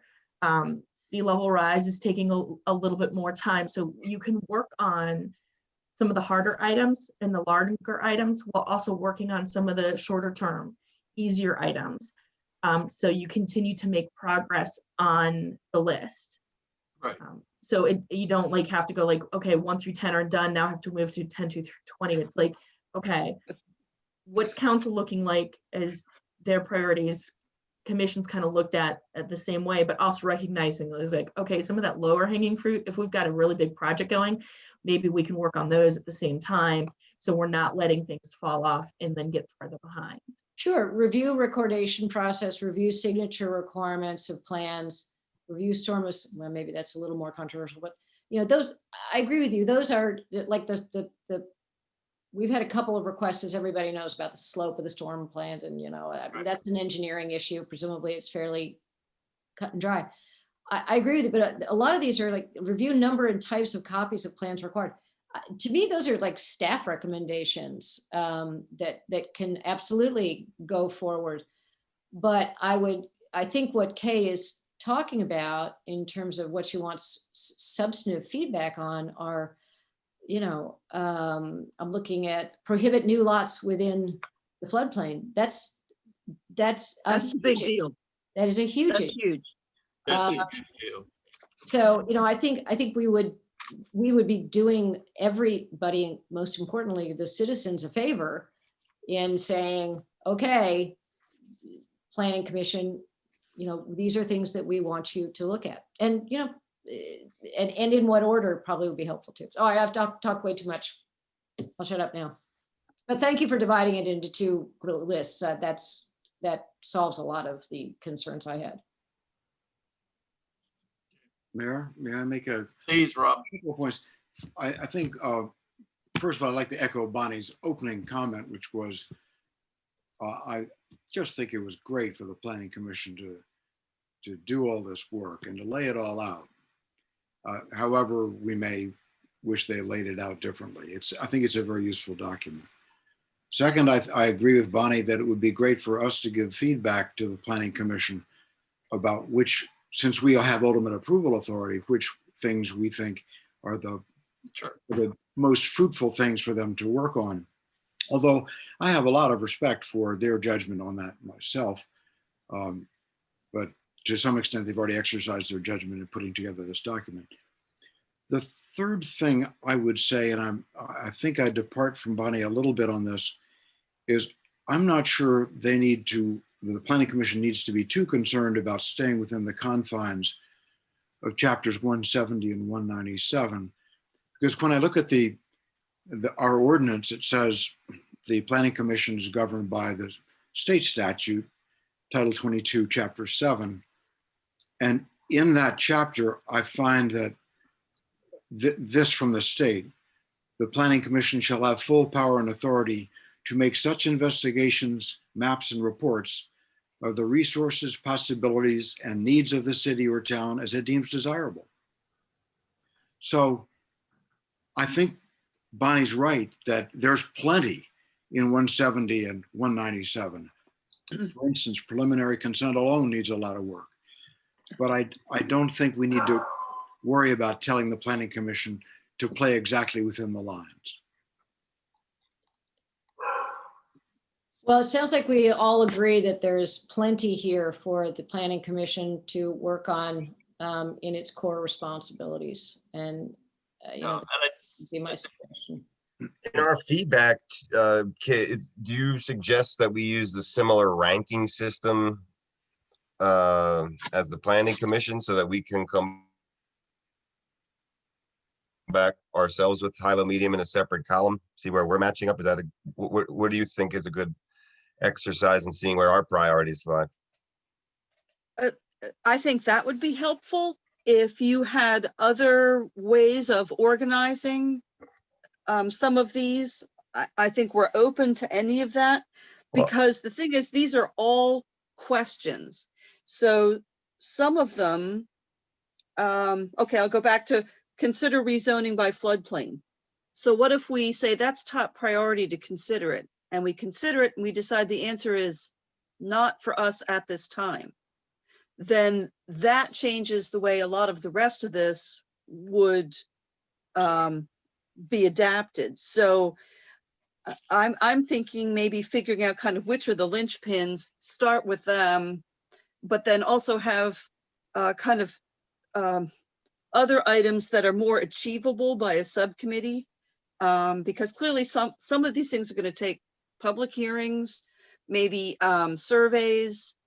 It's going to take quite a bit to gather public input, and it's going to have to go beyond a couple of Zoom meetings. And so that's some of it too. I'm wondering if some of these don't need to wait till we're back to meeting at least partly in person. I'm not sure. So, but if there's something on there that you see that deserves political, more emphasis or other ideas, I mean, paragraphs of what your ideas are would certainly be welcome. Okay. We can provide this in an Excel. Do we have this in Excel? Looks like Janelle's saying yes. We do. I'll email it to you. Okay, great. That would be helpful. So Anthony, you're making a good point. We're not going to be meeting as a workshop as a council to do this. So we need to send it to some central person to sort out what each of our individual responses are. I suggest Rob. What? Touche. Careful what you do, Rob. You have What? to come back to I haunt was, you. I was not thinking of a central council person. Janelle, I think Ooh, was, I think was Janelle's the probably person that central looking at person this. we're all thinking of. And Janelle, I is think there we're all a- thinking the same person here, but I do think that, I've heard preliminary consent from both Rob and Bonnie, and I would echo that. I think not only do we confuse the public, but we also confuse the applicant with preliminary consent. I think it leads to a lot of angst on the part of many people. Yeah. So I think that We had, is, go ahead. we had some discussion about, it's like, maybe it's time to take a look at that and look at the process and make sure it's easier for everybody to understand. Well, Is I it as- think even the 22 criteria, I think get Right. very confusing as to what emphasis or what degree of importance does each of the criteria have, because, And taking into account some legal advice we got about which criteria are defensible. right. Exactly, yeah. But I would see that as one that would probably jump up on everybody's agenda as something we would like you all to consider right out of the box. I mean, there's a lot of other things. But I think if we're going to do this, we also ought to perhaps weigh in on what we think could be dealt with administratively that doesn't necessarily require, because I think there are some things here that can be done and gotten off this list. It's a very comprehensive list, which is great. Yeah, big help. But But it would be useful to have a common format, Ted, and so maybe Janelle can, I think Janelle could provide that. Yeah. great. Yeah. And I think the medium and difficult and in terms of, we need to define that a little bit more in terms of. I was going to make that comment too, Mayor. Did you guys consider a number ranking system as part of yours at any point, like a 1 through 5 kind of thing? So we did, and I know there was a lot of discussion about how do we rank, and it just became a little bit easier to just go, okay, high, medium, and low. And where there wasn't concurrence, that's why you have the 2. That's where it's like there was some people thought it was medium, some people thought it was low, and if we had the extremes of high and low, then it ended up as medium because we had extremes. So that's why we ended up putting like that together like that. But they did look at doing a numbering system, but it was like, okay, how do we number like 1 through 87? And it would just, it was like, okay, high, medium, low, just was a little bit simpler for like 80 some odd different items. Okay. Now down to like 50 some odd. But to Andrew's point, I mean, there's nothing that stops council from adopting No, we can do that. something. Yeah, as long as everybody's doing the same process, so I can make. So you're going to define the process of how we're going to do it, and then we'll provide the feedback to you. Okay. Okay. All right. So is this something that we can do in the next month before our February meeting? Is that realistic for the 4 of you? Yes, for me. Yep. Okay, so let's have a goal then that we can, we'll work on this and get back with more discussion then at the February meeting. Do we need discussion, Mayor, or can Not we? discussion, but review of it. Okay, I'm not sure how much time we'll need to spend on going through our 5 lists. Yeah. Yeah, one thing I would suggest, are we going to start with the planning commission specific list, I assume? Yes. Okay. Yeah. One thing I would suggest is there's a number of things listed in here, like the Quinn report that, I mean, I remember it. I don't know if I still have it. So if there are other documents in here, or if there's anything the planning commission has that would be useful to the council in looking at this, like, for example, the recordation thing. I mean, I wouldn't have known just looking at the Excel spreadsheet that was what the issue was. That would be very helpful and would move things along. Well, just to I'll see comment. if I- Go ahead, Anne I'll Marie, see, or Janelle. I'll see if I can't find my Quinn report copy. Did we It's put it on actually the I have it on the website? It's It's posted on the online. website. I'm gonna Okay. include It links is. Yeah, to everything on the Thank website. Exactly. If you Thank could you. promote it, because it was from a number of years, I may still have a hard copy, but trying to find it on the website might be a bit of a, Yeah, we've made a point to get a lot of those things. I say we, our staff, has gotten a lot of those things on the website. Well, I think. It is yeah, on the website. The Are they Quinn report was centralized in basically the one place? basis of our new floodplain ordinance. Largely. Yeah, Okay. Right. All right, so I don't think we need to take any action here tonight. We know Nope. what we're gonna do. We have homework to do on this, and Janelle's gonna provide us the mechanism to do that. yeah, I really think we're gonna come up with a much better project that's gonna help everybody to move forward on these very important issues. Will also be Well, thank helpful for the you. public to understand what direction the planning commission's going, I think. So, Thank you very much. I know it's a lot Thank to you, ask. Kay. I know everybody's very busy. Thank you, Kay. Thank you, Thank you, Kay. Kay. Thank you. all right, I don't think there's any need to take action here tonight. We'll be back to that. We can put that on the February agenda. All right, moving then on to I4 is presentation of possible recommendation from Parks and Rec Commission to add a commissioner with responsibility for Lewis beaches. Is Janet with us tonight? I I didn't see. her. don't think she is, but I can, And we also I have can Andrew. cover this now. I did, hopefully you all got it. I was having problems with the attachment, getting it onto the agenda. Our tech support people in Canada did get it up there, so it is, the report is on there. So there was discussion at the last Parks and Recreation Commission meeting about the merits of adding Beach 1 and Beach 2 and a commissioner to kind of be the steward of those areas to the Parks and Rec Commission. The motion that was made wasn't specific to Beach 1 and Beach 2. It was for all of the public beaches. It was to recommend to mayor and city council that you consider enlarging the Parks and Recreation Commission to include a commissioner for the beaches of Lewis. We did look at that, and in order to do this, there are two changes that would need to be made to chapter 40 of the code. One would be 40-1 to increase the membership, and the other would be to 40-3 to add the beaches under that section of the code.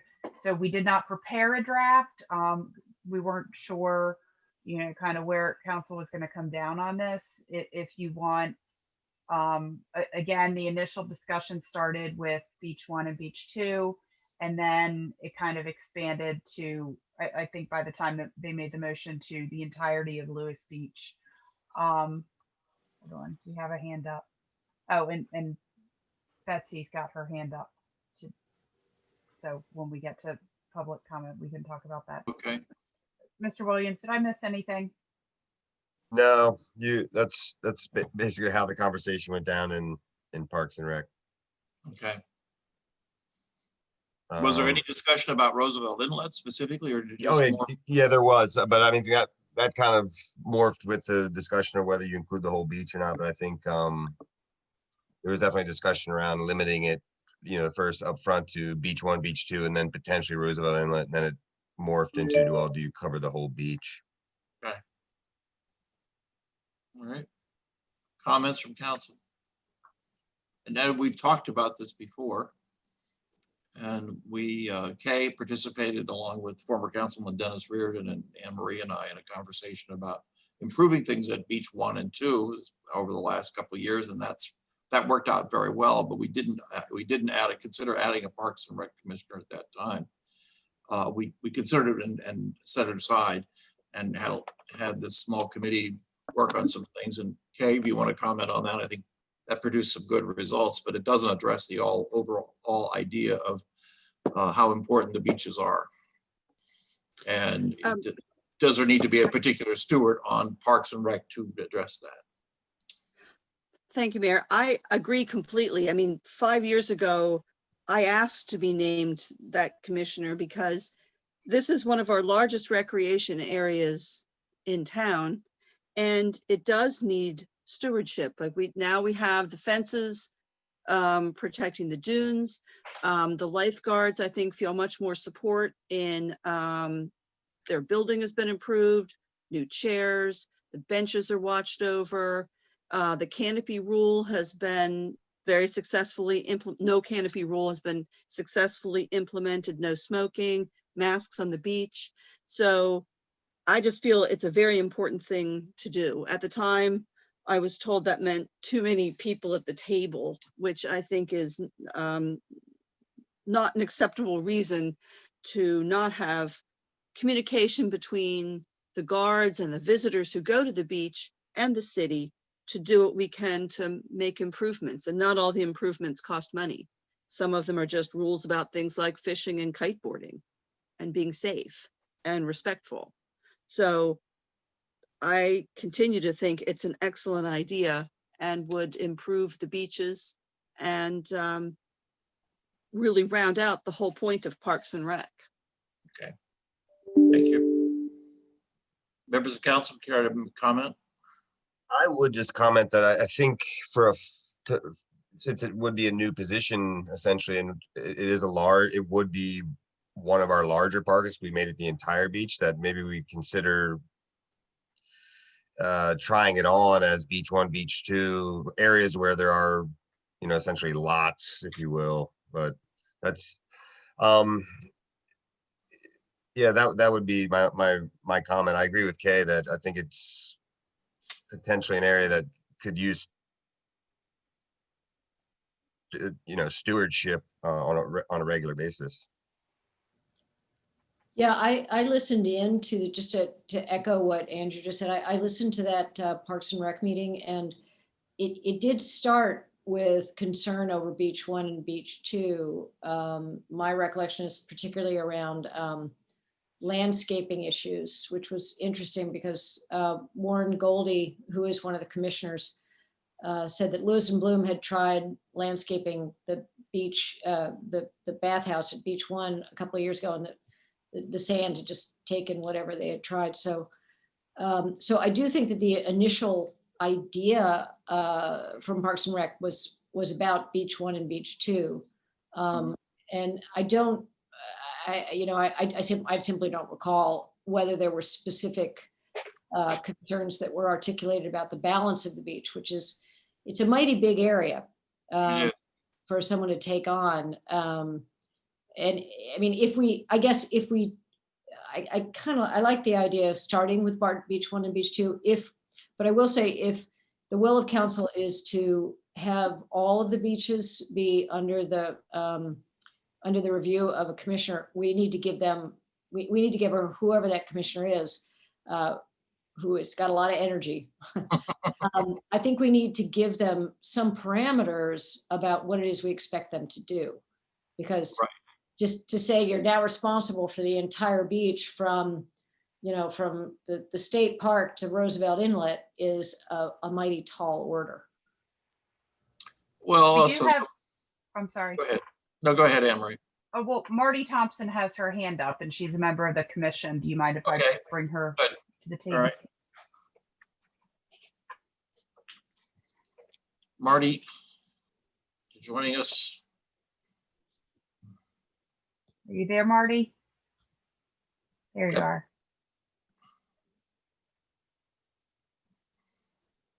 Muted, Marty.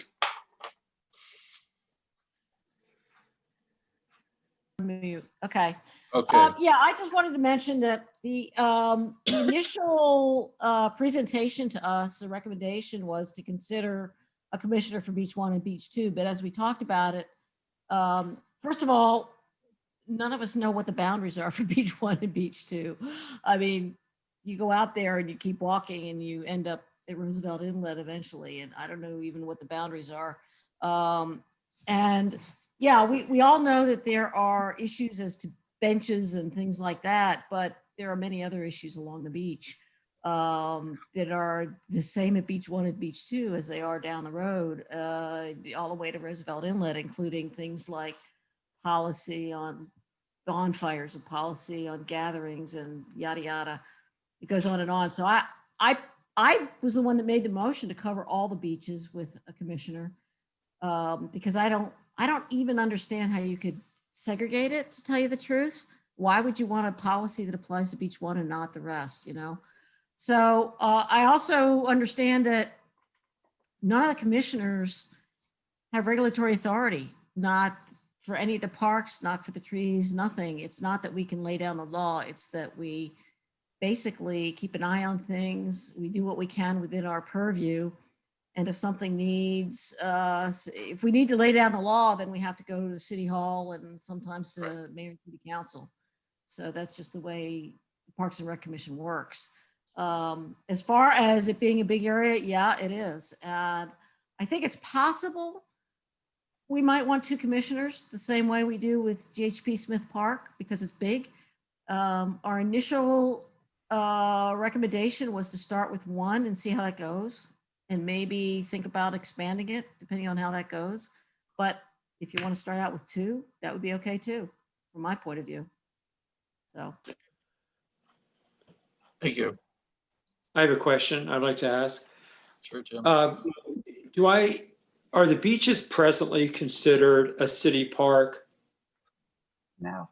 No. They're not. So that's one of the asks that this would require, correct? Or It would add a provision in 40-3 of the Parks and Recreation Commission section of the code that would list the public beaches. right. Thank you, Anne Marie.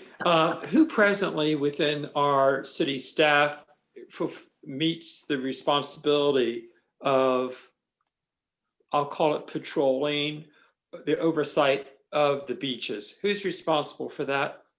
Well, it's really a combination. You've got the lifeguards are under the police department. The lifeguards also do some patrol. The Parks and Marina administrator has always had some role as it relates to like bonfires, events, weddings, those types of things. Is that then, a permitting exercise? What yes, do you mean? Yes, Is that's okay, permitting. Okay. And then the maintenance department does the beach grooming. They collect the trash. They maintain the benches. But I think some of what is missing is they react to requests, and where the parks that have commissioners, those commissioners are kind of those eyes on the street. And if they see an issue, they will make contact with the proper city staff person to, make sure that these things get done, rather than, something's broken for 3 weeks, but nobody's reported it because nobody's got their eyes on it. And that was sort of the outcome of what the group did last year, with Kay and former councilperson Reardon in 19, when we looked at trying to be more proactive about caring for the beach and looking after the concerns that arose over there. And I think it was pretty successful, but it was a one-shot deal and it didn't go further. And I think we saw Alicia, the head of the lifeguards, have a much stronger response and feel like she was being heard as a result of the committee meetings that were held. So I think there is certainly a lot of merit in having someone in a commissioner status as the liaison for those different services that Anne Marie was outlining. So Kay has her hand up. Okay, Kay? Well, I was just going to say, in response to what Marty said, I think the way you can determine it is the guarded beach versus the unguarded beach. Exactly. And there certainly are different expectations by the beachgoers. And it really is a different experience if you go to the unguarded beach. And people like that experience. So I think you could have 2 people if you wanted to go both directions on the unguarded beaches. You also have the HOAs that you end up working with as well. And I think a lot of it comes down to things like, we got Moby mats. It was huge. Everyone loves the renovated bathhouse. It's wonderful. The shower tower, the parking, the meters, all of that, I think has been a really positive experience for everybody.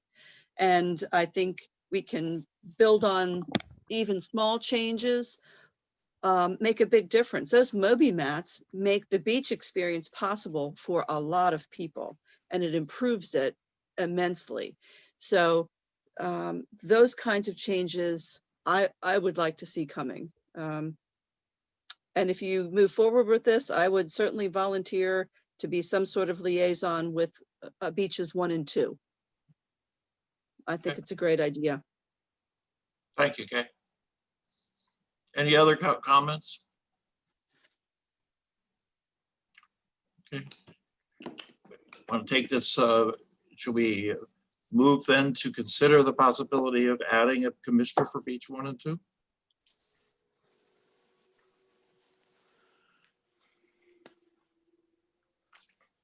Any comments? Is there a I guess I motion? had a question. Is there a need to have an odd number of commissioners? Do we need to? We don't create- actually have an odd number right now because We Janet don't. doesn't vote. Okay, So we have 8 appointees. so that part is not, okay. Well, but is there would there be a benefit to having an odd number? I guess is what Andrew's asking, isn't it? I don't know I what mean, the circumstances. benefit of the odd number is you don't end up with ties. That's But Correct. it's rare that things on that commission end up that close anyway. If there's Right, so- ties, does Janet vote? I don't know No. what the bylaws say. We've not had to deal with it, so. Anne Marie, help me out with something.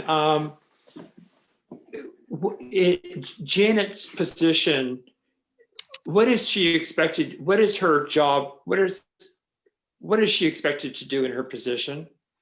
Is she just about everything. okay? So she chairs the Parks and Rec Commission. She's also liaison to the Public Art Commission for the city. Andrew is for the government or for the council, but for the the administrative and she manages, lines up the concert series, oversees the parks. If something comes up in a park, she works with the commissioner and whatever city staff she needs to get those things addressed. The permits for bonfires, parades, weddings. Does she handle Well- marinas? Anne Marie? Pardon? Marinas? Oh yeah, thanks. The marina. Yeah, so she oversees the marina staff and everything related to the marina. So it's a pretty And- diverse job. Right, and Janet is new Yes. on staff member, right? Yeah. Do you anticipate that she would be more likely to build rapport relationships with the city staff, the guys who are doing this what do you call it, the sweeping, the beach sweeping, and the guys who Beach are, rake. right, thank you, I couldn't remember the right word, right, the raking, and the other things that go into maintaining the beaches. Do you see her building a rapport with those people so that they would be more likely to report to her what needs, the benches need to repair, or Oh, they're broken, or the trash so- cans are broken? She's developed a great rapport with them. I think part of the thing is that they're out there and they are out there to complete a task, whether it's empty the trash barrels, empty the trash cans, clean the bathrooms, sweep the beach, rake the beach. So there are times where they're out there and they're very busy. Something may not catch their eye in the same way that it would if you had a commissioner who is kind of assigned as the steward for the park. I see. Especially in the height of commissioner the then is season, what- our guys are running all over the place. I see. Okay. So your idea is that this proposal would allow the commissioner to have a direct line to Janet to be Mhm. able to explain to Janet what the need is. Is that Yep. correct? Yep. Yep. And Janet works, I mean, she started in September and she really, I think we just threw her right in the deep end. So she's developed a very strong rapport with the city staff and with the commissioners, with the vendors. So she's, her feet are definitely wet. Okay, thank you.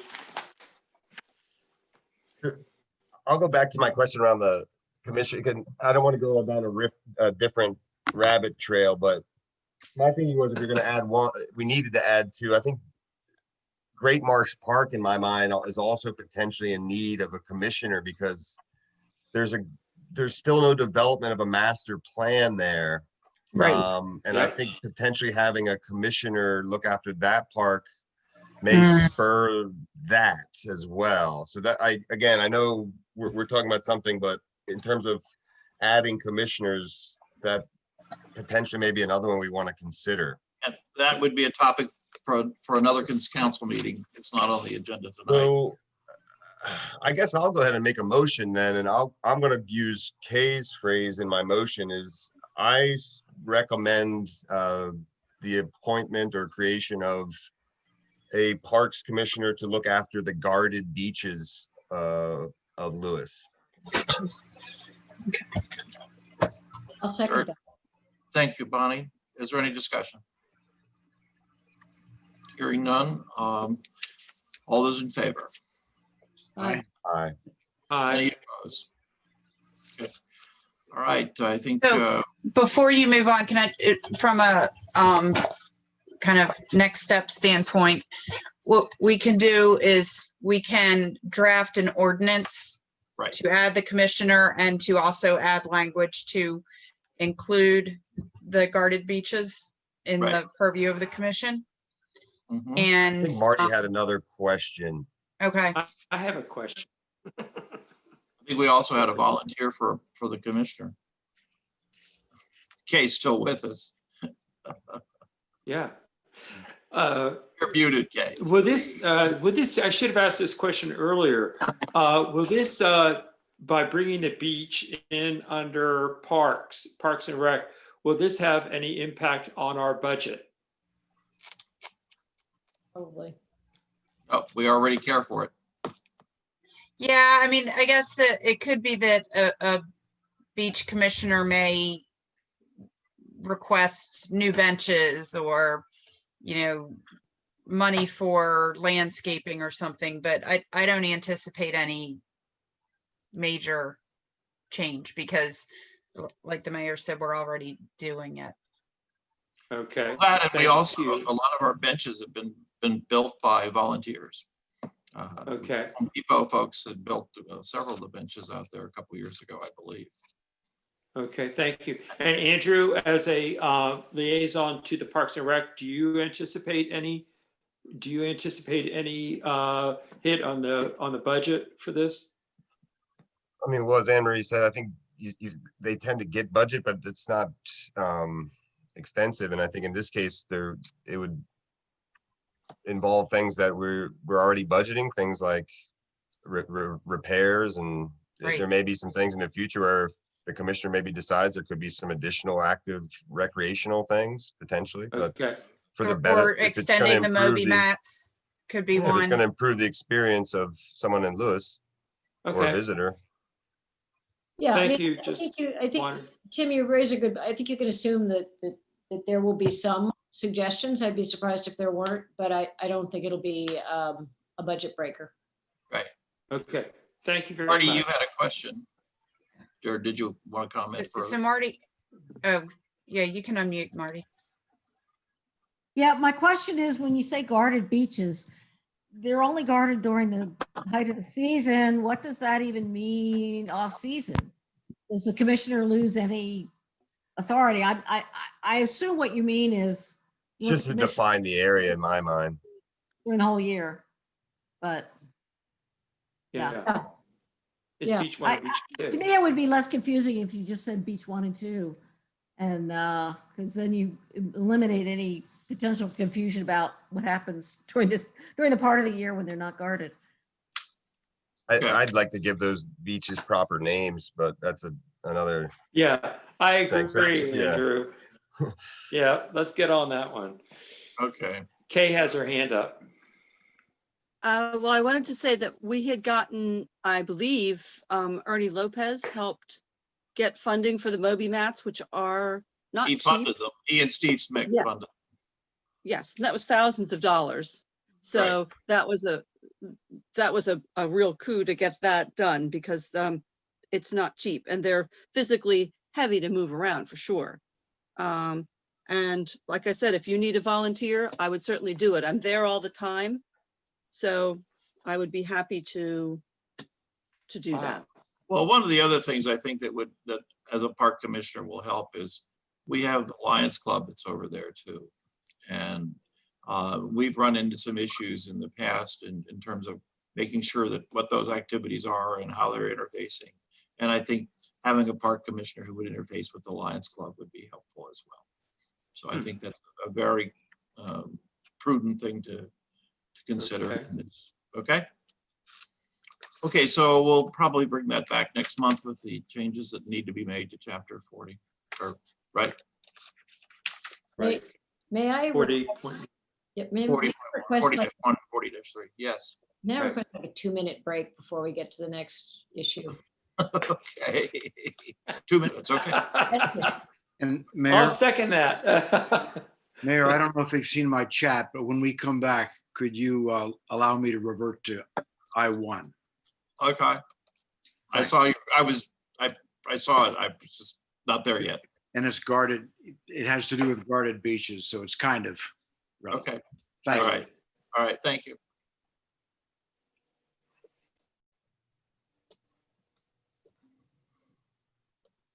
All right, I'm going to sign off and go have some dinner. Thank you, Okay. everyone. Thank you, Kay, appreciate your help. Absolutely, thank you.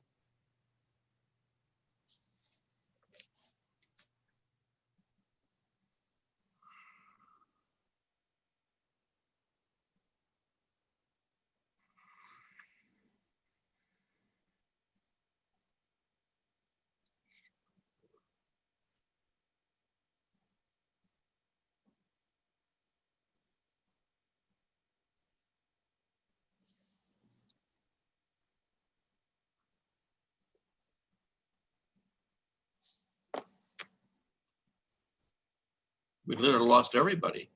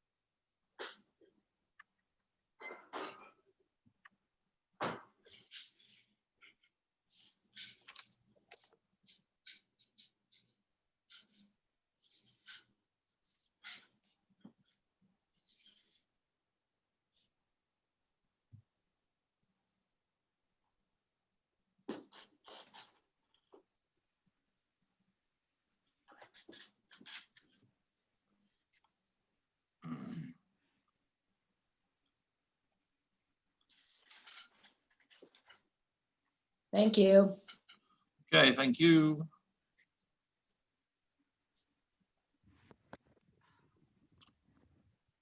Tuck your cats in while you're away. Yeah, but you know what it's like trying to tuck a cat in. Yeah, I do. I've managed to That's why I fight, asked. fight off one of them for a while, but he's still here.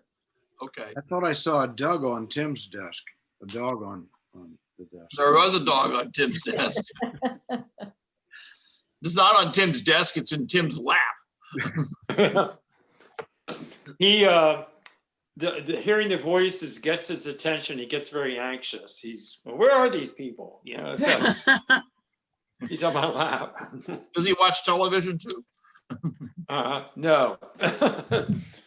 All right, we need Glenn back yet. We do. I just heard a ruckus, which means my dog's getting into something. Uh-oh.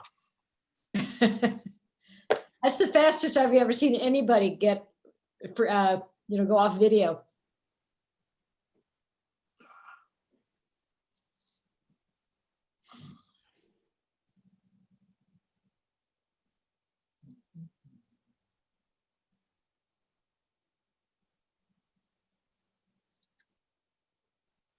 Okay.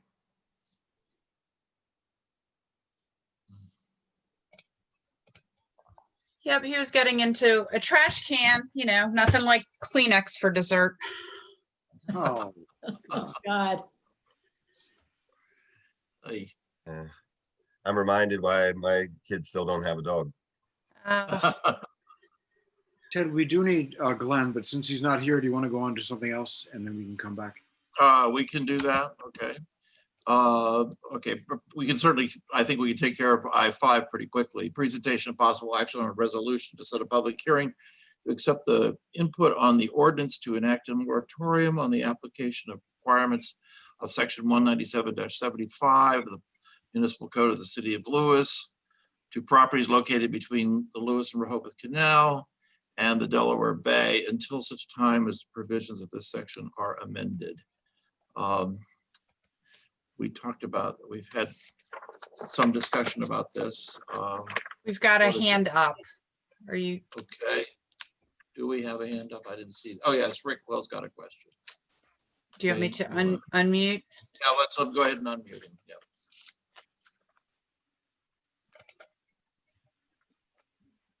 Okay, Rick, you can bring yourself up. There you are. Am I there? Yep. Good Yep. evening. Good evening. I'll just make this brief. Okay. We live in the first town in the first state, and I believe it's the best town in the first state. One of the things is, I'm a firm believer in honest brokering. I don't think it's an aspiration. I think it's an absolute. And I wasn't going to comment on any of this, but one of my big concerns in the past years was on property owners' rights. I'm an advocate, but within the boundaries of the zoning code and comp plan and my neighbors. But I really wish that, when we talk about planning commission and you guys, it's a changing towns, changing dynamics, a lot of interesting people, savvy people coming in, that if there are if there's a properties involved in some of these discussions, that we could somehow, and it's been my battle cry, go beyond the boundaries of the FOIAs and contact those property owners to include them in a discussion of their property rights, of anything pending that may affect them. I had Bonnie, a couple months ago, made a statement about reaching out to mitigate a problem. I applaud that 100%. It's better when we get the communication lines going between adversaries or subjects that may impact people. This past Friday, my lawyer and I met with Anne Marie and Janelle on a Zoom call. I have to tell you, it was very professional, in my opinion. They were well prepared. And one of the things Anne Marie had asked me is, and I concur wholeheartedly, is the past is the past. And let's move on and try to tackle the issues at a hand now and see where we can go. So I just, in this particular, to this provision, and I'm going to keep quiet because then there's going to be a public meeting. But in the past, this provision, which you guys are going to consider tonight, there was some ball dropping, but that's the past. No harm, no foul because of the situations. All I'm asking for, and we will present with documentations with an engineer from Duffield, some information. I prepare packets for everybody, is, that if there's no harm and no foul done in the past, I just don't want any harm or fouls committed going forward. I just hope that we can work in an honest and a concerted effort to move the needle forward on the particular property that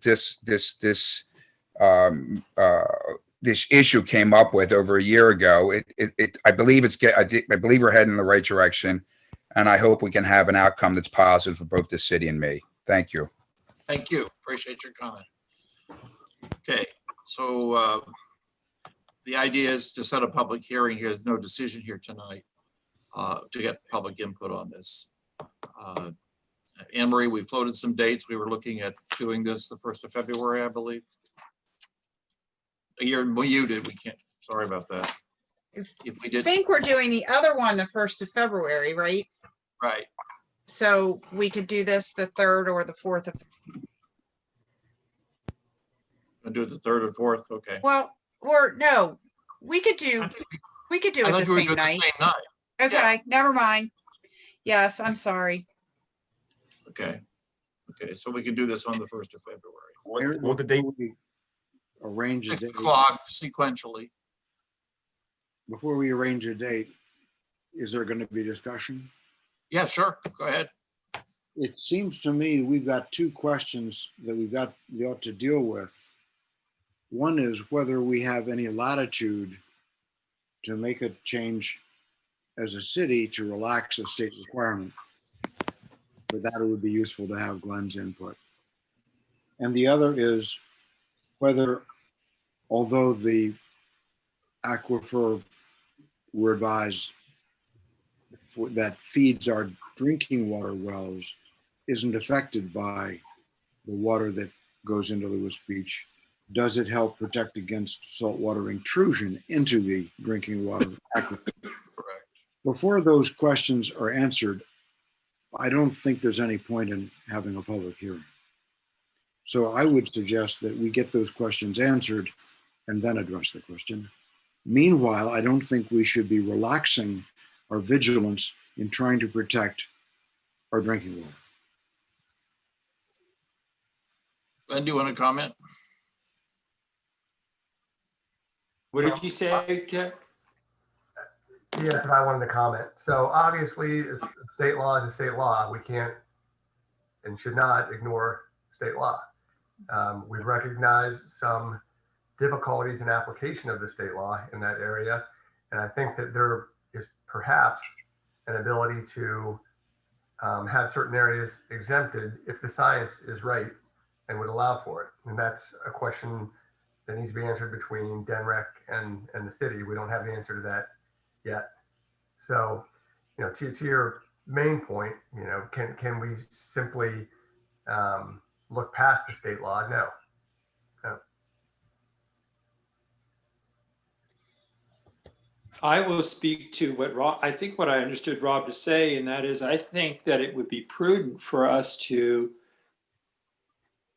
gather as much information as we can from the state officials so that we have that information to apply, or it would be with us at the time of our public hearing. It would help shape the discussion during the public hearing. So if a public hearing is set, we can get information from the state between now and then. And so we would have it for the public hearing, but you would also have it before you made a decision on the Right, ordinance I itself. understand. And if we don't Sorry. have the information before the public hearing, we can always cancel the public hearing. And to be clear, I think the information we're looking for is not only Glenn's legal opinion, but an opinion from DENREC or the Delaware Geological Survey. Right. And also to take into account Tim's point that regardless of whether the fresh water draining into Lewis Beach would, in perfect circumstances, repel saltwater intrusion, whether the water table there is so high that it would not have that effect in our case. That's a lot to ask between now and February 1st. Right. Yeah. Anne-Marie, do you have any idea how quickly state people can respond to these kinds of demands, these kinds of queries? I mean, we know the people in the program and we've got a relationship with them, so we can certainly call them, you know, first thing tomorrow, try to get a meeting and, you know, start to get that information together. I mean, it's not an issue that they haven't looked at before. They're well aware of the issue. Uh-huh.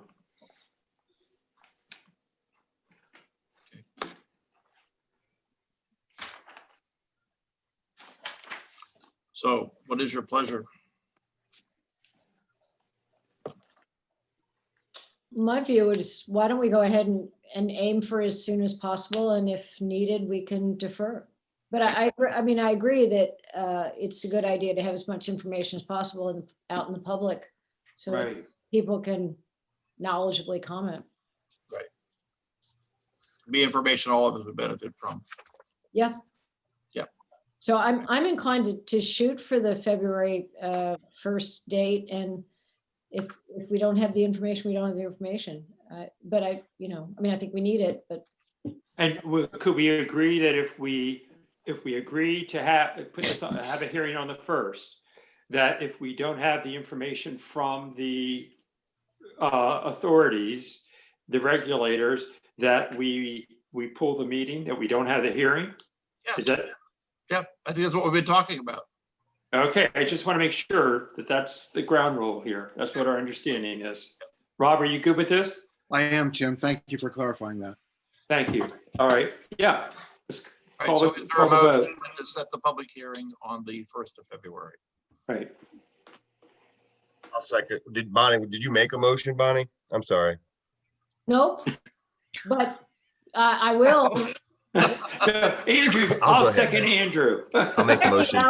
Okay, Okay. so we have Andrew and Tim. Okay, great. Thank Yeah, you. good. Any further discussion? Hearing none, all in favor? Aye. Aye. Aye. With the Thank you. understanding that we're setting it, but we still have a lot of information to gain between now and then. Right. Moving on to item I6 is presentation of possible action on recommendation from the Downtown Parking Committee.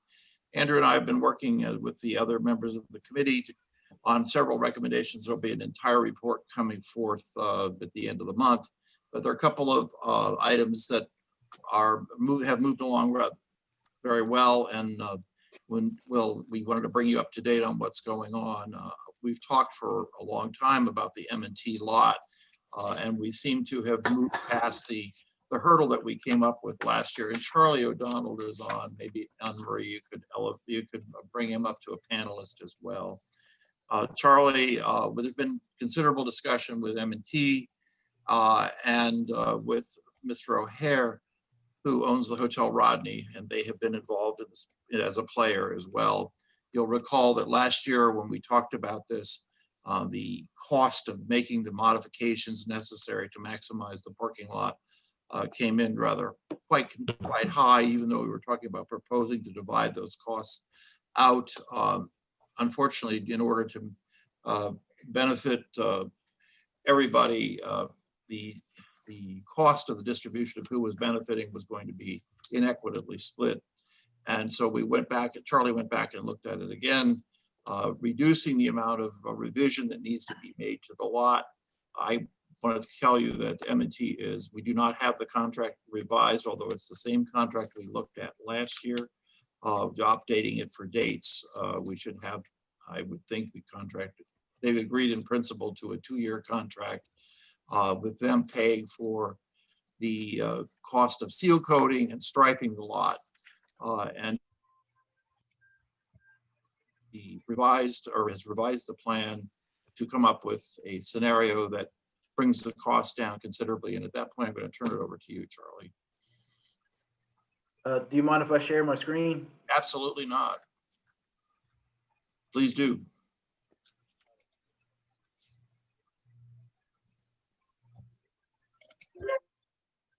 Everyone see that?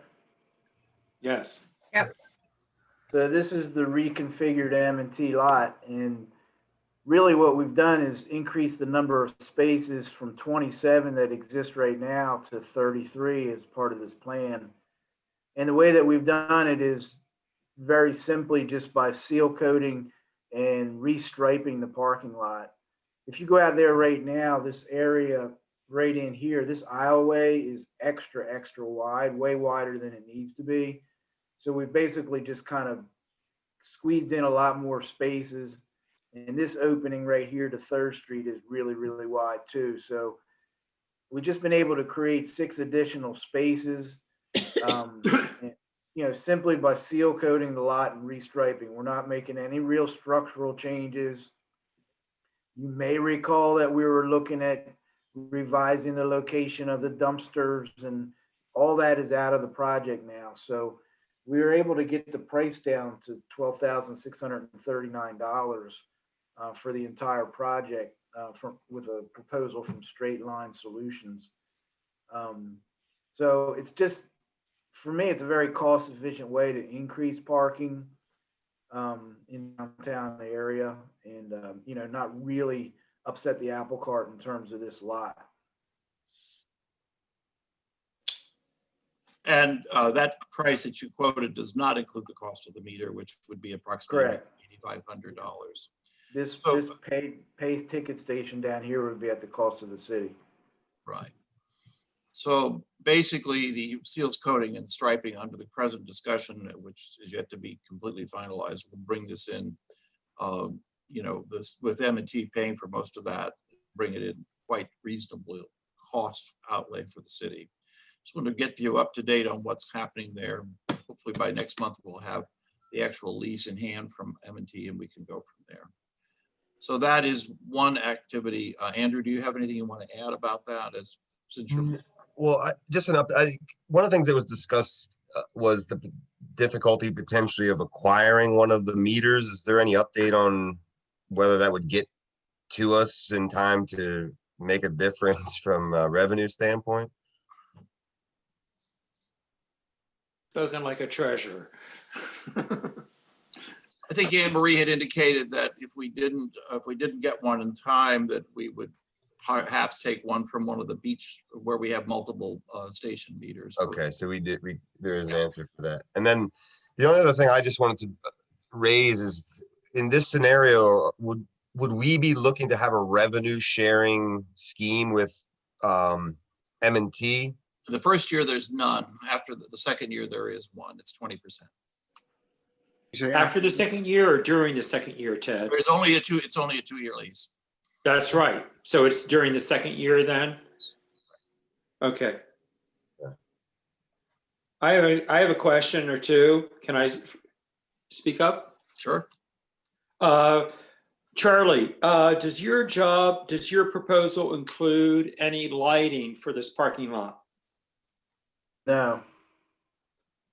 Okay, I'm going to remind the council that if we expect this parking lot to be used at night, we have in our code a requirement to have lighting in the parking lot. Next question. The meter station down here in the bottom corner of the parking lot, does that require electricity? It's solar powered. So it's solar power. And it has connectivity to the city hall as far as communicating. It has a modem. It has its own. Thank you. All right. So it is solar power. Okay, great. Anyway, there is a need for electricity for lighting if you're going to use this parking lot at night. Charlie, Tim, I would just say that there's street lights totally surrounding this lot.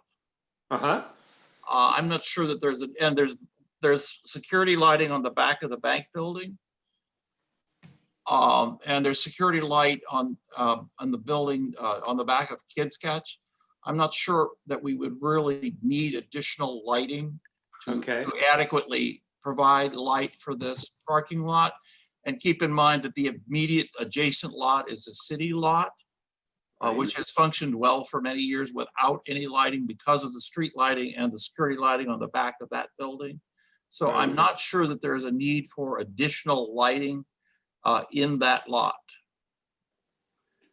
I understand what you're saying. As long as we are satisfied that there's adequate lighting for it to be a safe space to be used at night, I will live with that then. Okay. All right. I just, yeah. Excuse me. Okay. Thank you. Yeah. All right. Mayor, just so I'm clear, I'm gonna wait till next month once the lease agreement's buttoned up before I communicate with Straight Line and get them going then. Exactly. Right. Okay. Okay.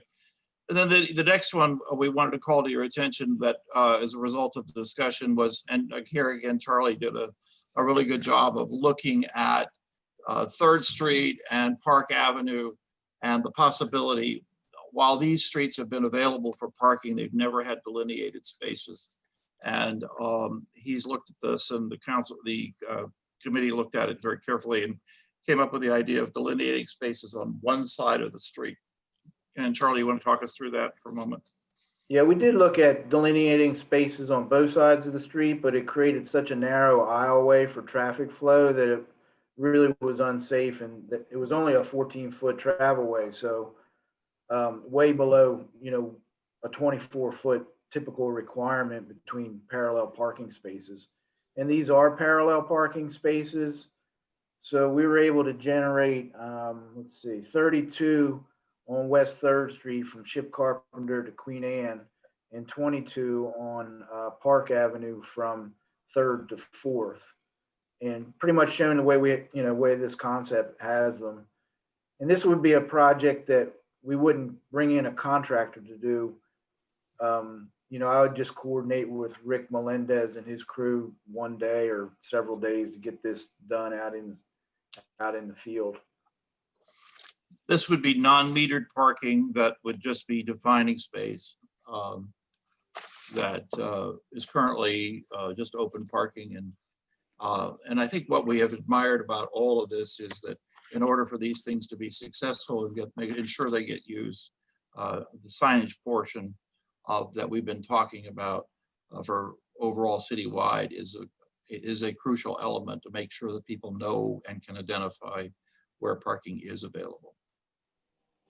Well, I think this is a great idea. It doesn't increase necessarily the number of parking spaces, although the more efficient use of them may well yield more available parking. I would also suggest that if we do this, that we see how it works and we consider expanding it to the residential, to the streets over on Chestnut and Mulberry and Market. I know that the residents over there have asked for that in the past. And so if we think this is in fact beneficial, it might be something we look at in the future. Okay. Yeah, we already have delineated spaces on 3rd and 4th Street right now. And this is just carrying that a little further. And of course, the unit block of Market and Mulberry are also delineated. So there was some concerns about the number of driveways between 3rd and 4th Street on Market and Mulberry and Chestnut, which is why we didn't move forward with it, or the committee didn't move forward with it at this point. Right, I get that, but if the whole idea is to make parking more efficient, I think it's something that should be looked at. Okay. I appreciate that you did look at it. I just, it strikes me as a good idea. Great, thank you. And then the third item is an item relating to the Schley Franklin Avenue parking lot, which we created several years ago. And as a result of the way it's being underutilized and the way in which the rest of the lot has been used for construction laydown, there was an apparent need to sort of reconfigure the lot by rotating the lot. So it ran from Schley to the trail rather than running from Franklin up Schley, getting the entrance off of the Franklin entrance for both the parking lot and what was being used as a laydown area. And Charlie, you want to talk about that a little bit? Yeah, this is a concept for basically just swinging the existing Schley Avenue parking lot 90 degrees, as I've got it shown here along Franklin Avenue. That parking lot that's there right now has 2 to 4 inches of recycled concrete that's topped with 1 to 2 inches of asphalt millings. And that's pretty much what we would be looking to use on the new parking lot as well. Some of the interesting things that we've been talking about at the committee level is to add additional bike corral space off the bike trail right here. And that would look similar to what we have by pump station number 4 at the intersection of Gills Neck Road and Savannah Road. Only not quite as many of those bike racks, but there'd be enough there to get plenty of bikes in off the trail. This would require relocating the existing car charging station from right here. We're looking at putting it for these last 2 spaces right here. And, part of the overall discussion with regard to this parking lot is to really encourage people to use it as a parking area that they can access downtown.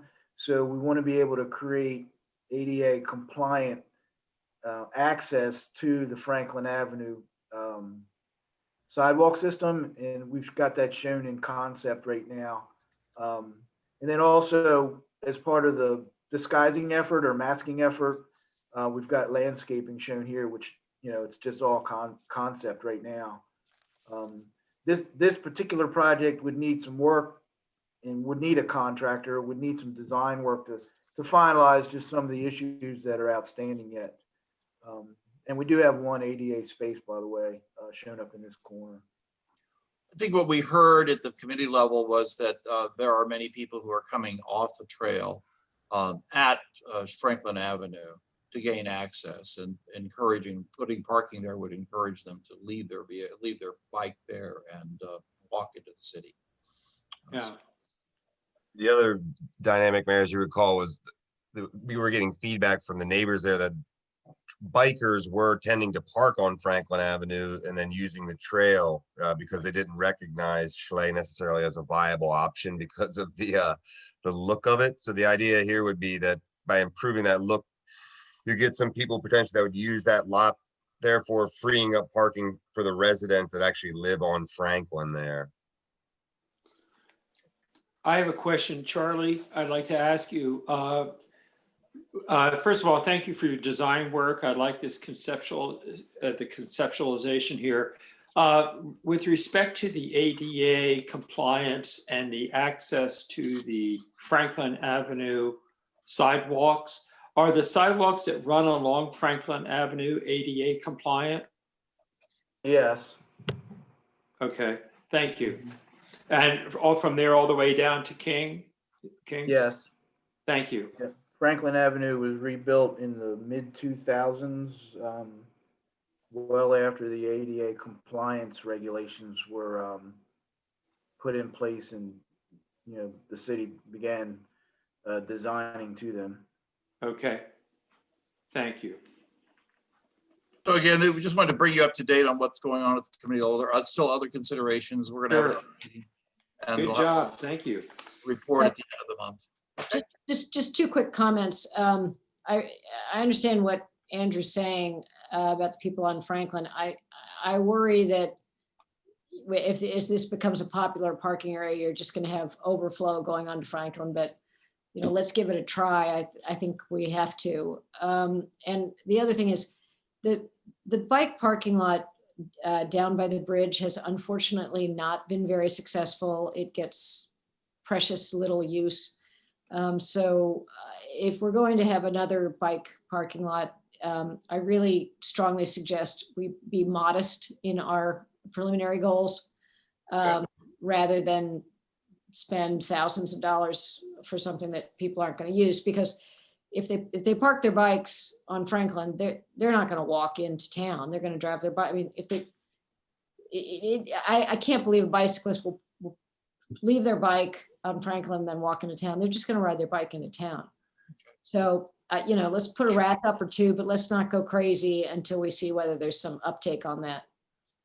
All right. Thank you. Okay. Any other comments? Andrew, anything you want to add? Well, I think to Tim's previous point about the M&T lot, this one may be an area where the lighting is poor. So that we may want to get an estimate on that potentially. Yeah. I think Charlie actually had put some lighting into this. Yeah, we showed a couple of them. Yeah, that would have to Okay. be coordinated in the final design. Sorry for not mentioning that. Oh yeah, no worries. But you have that in the plan. Okay. Yeah. Hey, Charlie, I haven't, go ahead. All I was going to Go say ahead. is this is a residential area. I think, either if this is about the trail, then leave this open during daylight hours, because if you put lighting in there, the neighbors are going to be understandably upset. Yeah. Well, wait a minute, Bonnie, excuse me.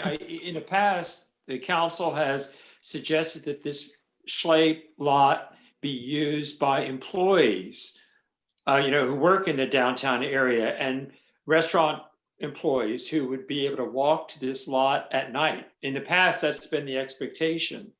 And it has not been a fulfilled expectation. no, you're absolutely right. And I guess what I'm suggesting is that if we want to facilitate its use, if we want to encourage it, you know, the idea is it would be improved. The layout would be grossly improved, and also the aesthetic qualities of it. But more importantly, the safety of it should be addressed, I think. And if that means lighting, I'm not talking about a light, Cobra light on a 35-foot pole, but there are light posts that are 12 to 15 foot in height that would downlight specifically the lot and be very effective and not be intrusive into the neighborhood, I believe. Well, what I'm really remembering, Tim, is when the parking lot for the library was put in. Right. And all of a sudden, all those people had floodlights, as in essence, in their backyards. And that was, to the library's credit, I mean, that was thoughtfully selected and designed lighting. And it still was intrusive. Very, especially if it's on all night. Right. And that's something that's all part of the project planning and design. We can address that. Right. But I mean, if you're going to want it to be open for restaurant employees, you know, back when we have full service restaurants again, you're going to have those lights on until midnight. Right. But then they could go off at midnight and be off until the next night at 8 o'clock. Right. Sure, unless that happens to be the lights in your backyard. So all I'm saying is it's something that I think you're making a very good point. I guess realistically, we haven't had any success getting employees to use this lot. And if all of a sudden it becomes something that's well-known and well patronized by the many people who use the trails, I don't know that employees are going to think they're going to be able to get a place there, but be all that as it may, I just think it's another thing to consider. I mean, maybe some lighting that is more, those bollard type lights, right? At 4 feet would be a better idea here, as opposed to anything that is overhead. Yeah, I think that's all part of yet to come as we. Yeah, we can get it. Yep, definitely. The library did turn their lights off. Initially, they were on all night, and now they're turned off, I think, before midnight. Yeah. Yeah, hopefully they're off. I mean, since the library isn't open, hopefully they're off all the time now. Yeah. Maybe not. I don't know. I haven't paid any attention, so I don't. All right. So then, anyway, there's no action tonight, just a matter of providing. Thank you for the update. Thank you.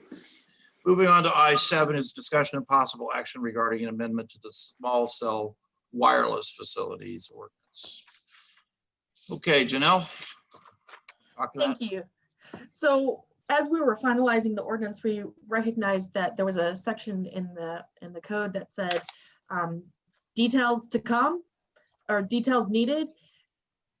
So we have since provided those details regarding bonding for landscaping and the removal of structures. So that is what this ordinance is for. The removal is for 150% of the bonding, and the landscaping follows other sections of the code, which is 10% of the bonding after up to 2 years. So again, we're just copying existing sections of code for the 5G facilities. One question I had in reading this was, this refers to the 8A. I think Tim might have had the same thought. It refers to the tower, but it doesn't actually mention a small cell wireless facility. Yeah, this is for the towers, for the large towers. As we had done some research, nobody really has a bonding requirement for the removal of the small cell facilities. We do actually have a requirement that they have to be removed in the design standards. So which you did adopt. So those are part of the regulations that they do have to be removed. And there are some provisions that we can use to go after if they are not removed. But the 150% was really triggered for the large, tall facilities. Other questions or comments? Oh, okay. I think, yeah, let me check myself on that. And did you just, were you essentially utilizing existing ordinances to come up with that? Okay. Yes. There are other You provisions. know, I think part of the, so let me look at this document again real quickly. All right, so the error then is in the agenda item report document. That's where it's described as a small cell wireless. Oh, sorry, because the entire ordinance was called the small cell wireless ordinance. It was Right. called the 5G. Right, So and that's where, yeah. Yeah, so Okay. the confusion was not intentional. It just falls as part of that because it was part of the small cell wireless overall facilities ordinance. Yeah. Right. Okay, so this is, but it's only applicable to tower facilities. The Tower large, installed. the telecommunications Correct. towers, the really large ones, correct? That's correct. Yeah, thank you very much. You're welcome. Okay. Any other questions? Is there a motion to approve this change?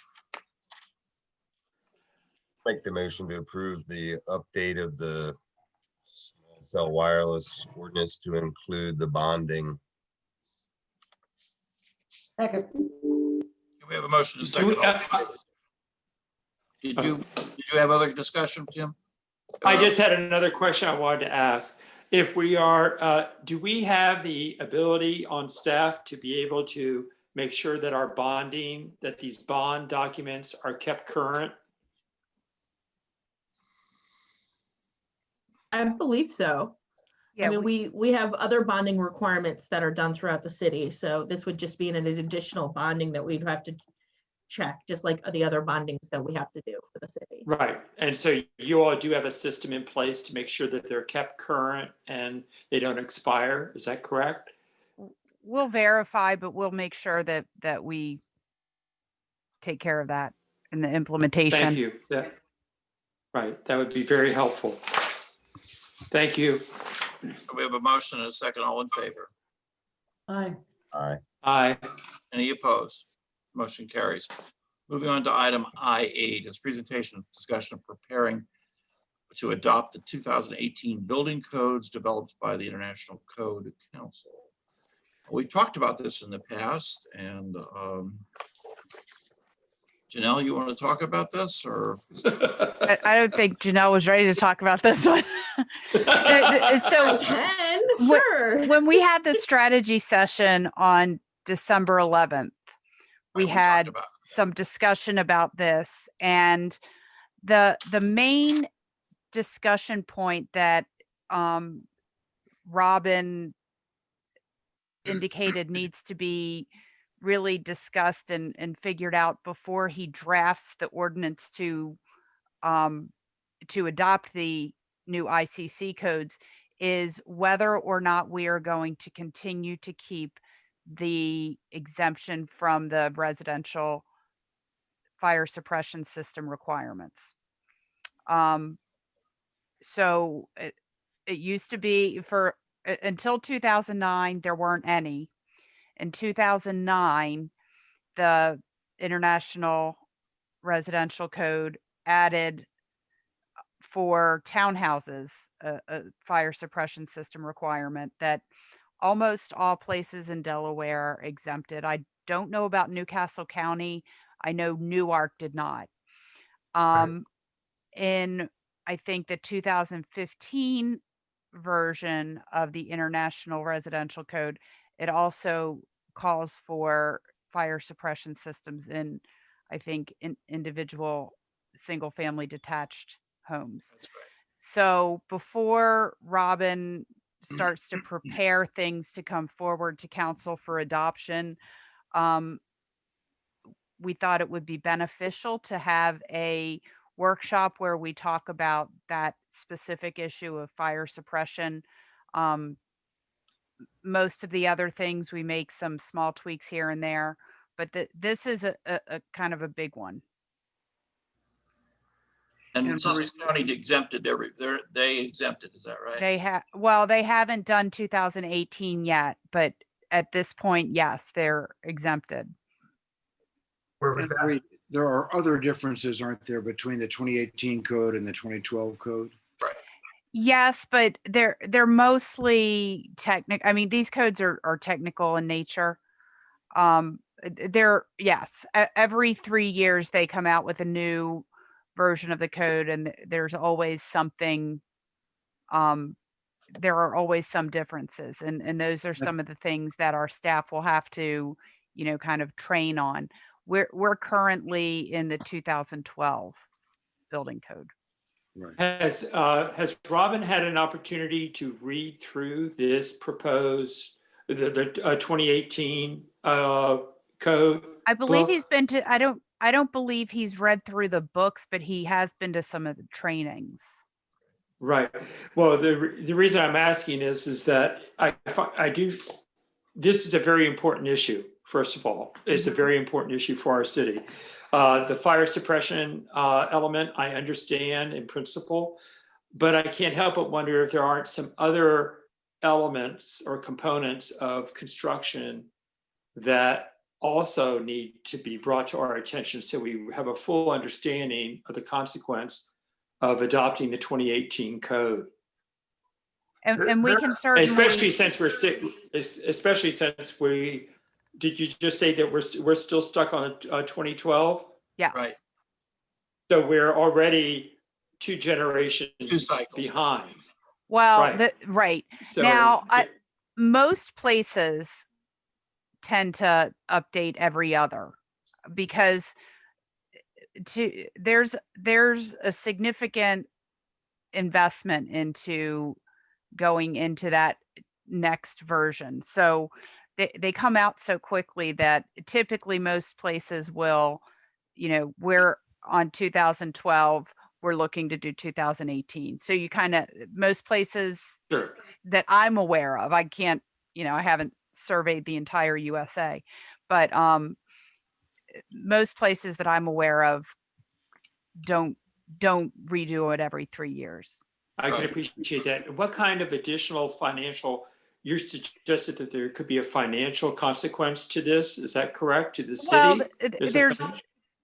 you have to buy the books. So that's, that's a couple $1,000s, but then you also have to make sure that the staff have the training so that they know what's changed between the 2 versions of the code. And I mean, it's those are the main things. And then also it's the contractors need time to come up to speed too. Right. And is that an effort that do we, the city, have that responsibility to bring the contractors up to speed? No. How is that? No. We just let them How know is that accomplished? we simply say this is the code that we're under, and they're expected to design for it. Right. Yeah. Okay. Keep in mind that we're talking about 2018, 2021 will be another code update. Right. Yeah. There will be another one this year. And does it come, what time of the year do the new ones come out, Anne Marie? I'm not sure. I think they come Why out. don't we find that out? I think they come out late in the year. I can't imagine you would adopt the 21 ones. Yeah. before you had adequate time to study them. But we're due for the 3rd iteration beyond, or the 3rd generation beyond what we're currently using. Right. Right. And I mean, we are about to have, several major projects go through that, Right. will go to construction. So, right. And the training that the staff would need, is that training where they go away for a day or 2, or is this online training? How is that accomplished? Well, at this point, everything seems to be online training. There's a combination of online resources. The Southern Delaware Building Official Association and the Delaware Building Officials Association typically do in-person trainings several times a year, but obviously in the past year they have not. So I expect that most of the training will be online, and a lot of it is reading. You know, Right. there's that aspect too. Well, one of the things that I can't help but think about is that if we adopt, for example, this fire suppression, the code that includes that, and Sussex County doesn't, and all the other jurisdictions around here, including the other Delaware counties, don't. And if there was a requirement for, in-person training, that might take some special arrangements to accomplish. There's not special training that would be specific to the fire suppression, and there is, the fire suppression systems have to be put in by somebody licensed to do it. So I think with what's in the code, and there's already sprinkler requirements for multifamily housing and for the larger buildings. So it's not like they haven't. Correct. Now they don't typically inspect them because it's usually the state fire marshal's office that does the inspection. But we would have the assistance we need if we needed it from the state. So as an example of a building or buildings that will have this would be the workforce housing. Is that correct, Dutchman's Harvest? They already have to. That's correct. That's why I just want to clarify. Yes. Confirm. Yeah, thank you. Thank you. This would really apply to single family homes. But also And townhouses. townhouses. Yes. Yes. And we did have, it hasn't been that long since we did have a townhouse fire in Lewis over Right. Canary Creek. Can I ask a question that's kind of in the weeds? Please, just one more last question. With a fire suppression system, does that require, does anyone know if that requires a larger water lateral to the house to in turn support all the plumbing fixtures plus the fire suppression system? My understanding from prior experience is usually the fire suppression system is on a separate, smaller lateral. Oh. Is Now, that right? I don't know. Again, my experience has always been on commercial things, not residential, because we haven't done I think we it. need to find that out. Okay. That could be very impactful. Okay. So Thank you. The idea is, are we going to have a workshop to talk about this, Anne Marie? Is that what you're thinking at this Yes. point? All right. Okay. And Give it I a had date. put out dates in early February, again, that same week. It would be either the I don't second think we can do this on the third, or same night fourth. that we're talking. Not the same night, but the third or the fourth. The third or the fourth. What's your pleasure, third or fourth? It's a Wednesday or a Thursday. Oh, man. Hold on. Again, we're looking at an evening workshop. 6 You don't think you have the endurance for that one, Mayor? No, the endurance. I think brain dead we might be, but Oh, I love it. Yeah, Bonnie, you're muted, so you need to. There may be an Age Park meeting on the 2nd. Right. That's Right. Tuesday. So could we make it the 4th, please? Okay. All right. What time are we talking 6 about? o'clock. 6 o'clock. We'll do it at 6 o'clock on the 4th. It's fine for me. And what are we calling this? We're calling it Building ICC. 2018 ICC code update workshop. Thank you, Anne Marie. I just made that up as I said it. Good. Okay, so that's good. All right, so we need a motion to set that workshop. So moved. Thank you. We have a motion from Rob and a second from Bonnie. All in favor? Aye. Aye. Any opposed? Moving then to item I9 is presentation of possible action from a citizen request to add a clock to the Lewis Commercial District streetscape. Steve Walker is with us tonight, and Anne Marie, if you could elevate him to a panelist, that would be helpful. Steve had contacted me regarding the idea of adding a clock to the downtown business district, and he had been in contact with The Verdon company who makes sort of period-looking clocks. I think you all have the information that I received directly from Verdon regarding the clock and how it's made. And this is Steve's idea. The idea he brought forth was that this would be something that he would be willing to fundraise for at no expense to the city. So Steve, thank you for being here tonight. I know you've been here a long time waiting. Thank you. Yeah, that's okay.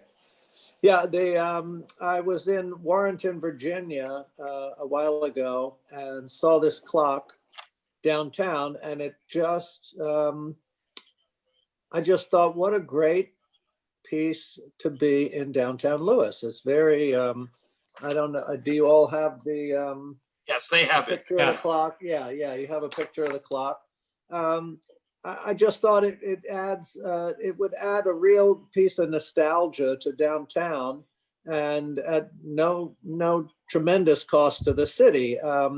The only thing the city would need to provide would be a base, a concrete base with, they would provide the specs for that, and electricity for it. It uses a fairly minimal amount of electricity, and the upkeep is about $650 a year, which I think we could probably fund as well. But the only expense to the city would be the little base and running wires, which if it's downtown, may be able to hook into the streetlight line, which would run right under the sidewalk there. So that's something we could check out with DPW. But I think it would be a wonderful addition to the city. Okay. Comments from members of council? I have a question. I noticed in the photo in the document that I got, it suggested a location on the west side of 2nd Street. That is, as you're driving up 2nd Street on the left side. Is that the location that you are suggesting that you've picked out for this? Or is that just? Yes, I walked downtown and looked around a lot of places, and in front of Twyla's business there seemed like a sort of a central to the block of downtown, and visible pretty much from most of the rest of the city. So, I mean, you know, from that part of town. So it was just a suggestion. You know, somebody else has another suggestion that would be certainly fine. But I think that's just a central location that I thought was a great spot for it. Thank you. Mm-hmm. I did have a conversation with the contract person that you had been dealing with there, and we looked at the picture together, and he was expressing a little bit of concern about it being so close to parked vehicles that, you know, right, without having much breathing room between that and vehicles, even though the parking is angled there. That might be an issue that we would want to look at very, very carefully, because it is a cast aluminum body, and a vehicle bumping into it could really, you know, take it out. Yeah, that was one of my concerns too, Ted, about that particular location. May I throw an idea out for a location? Sure. And this is just for the purpose of our discussion. When I think of 2nd Street, and I think of, if you will, a plaza experience, it would be the space that is in front of Citizen Bank, where there is, where they put the Santa Claus house every year. That general area, the street opens up there. It's wider. The right of, you know, I don't know about the right of way. I don't know who owns that property. I don't know anything. It's privately owned.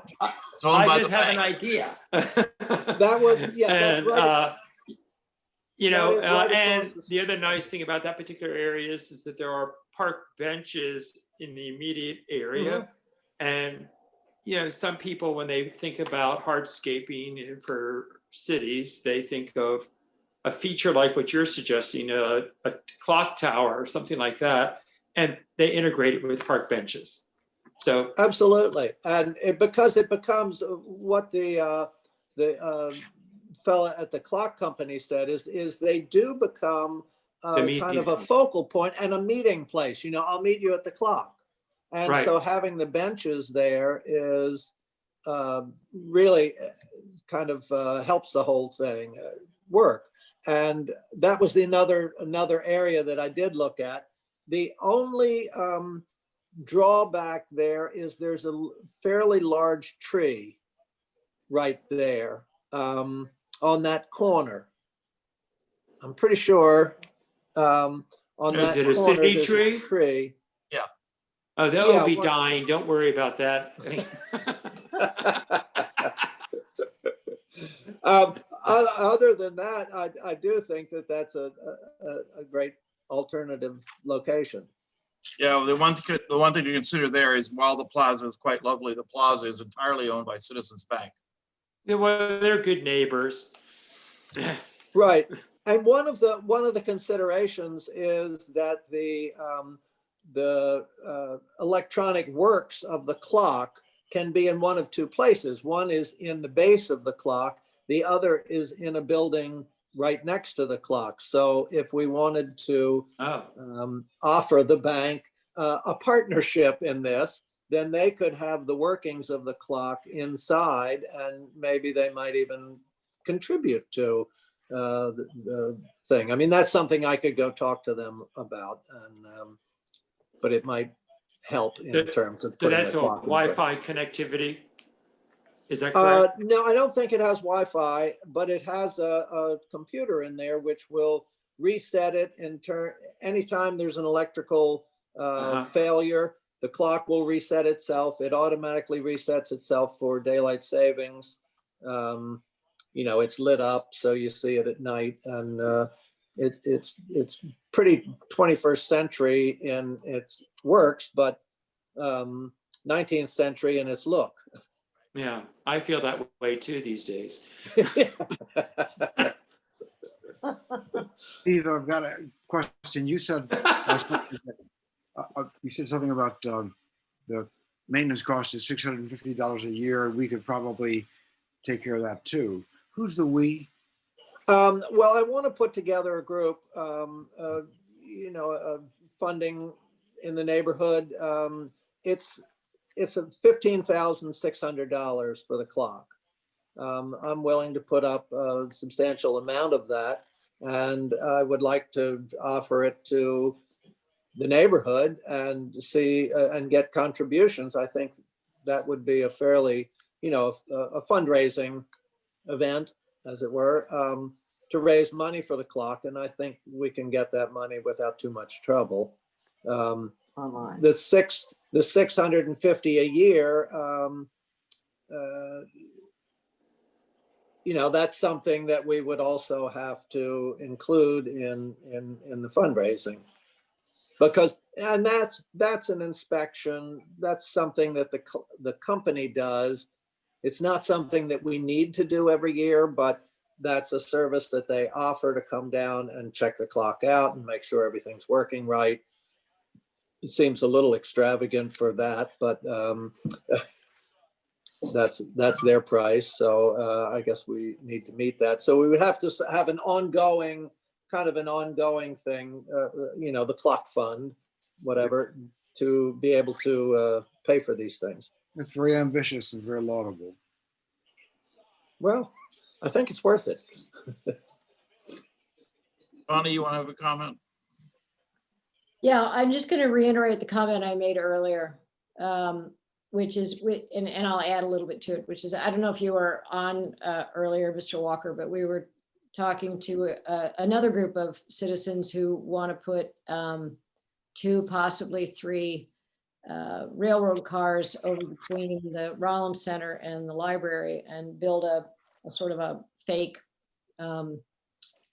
train station to cover up the library's generator.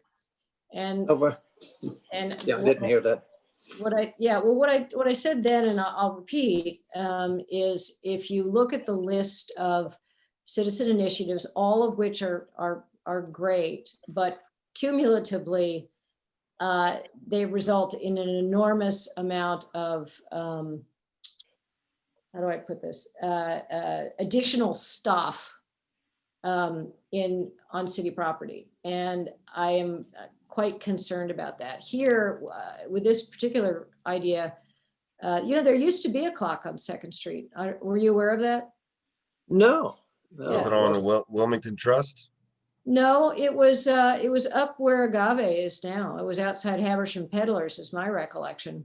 And it hung from the wall, so it didn't take up, it didn't impede the sidewalk, which is one of my concerns here. That we have a lot of trouble in Lewis already because our sidewalks are narrow and the demands on them are huge. Between visitors and strollers and bikers and everybody else. And one particular choke point, at least I've noticed over time, is actually over exactly where you want to put this. In part because the coffee shop gets a lot of foot traffic. So I think it's an interesting idea. But I have to say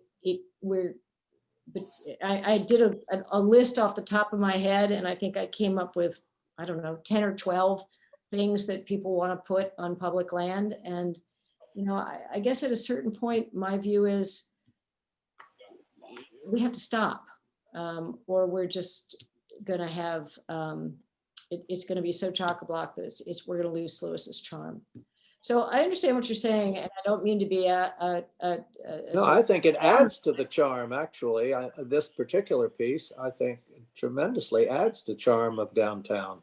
Well, I understand you feel that way, and if we had broad sidewalks and more room, maybe I'd agree with you. But every single person, every single group who comes to the city, makes the same argument you're making, and they're all correct, right? I'm not in any way suggesting that these things aren't desirable. I think it's just a question of we're running out of space in Lewis.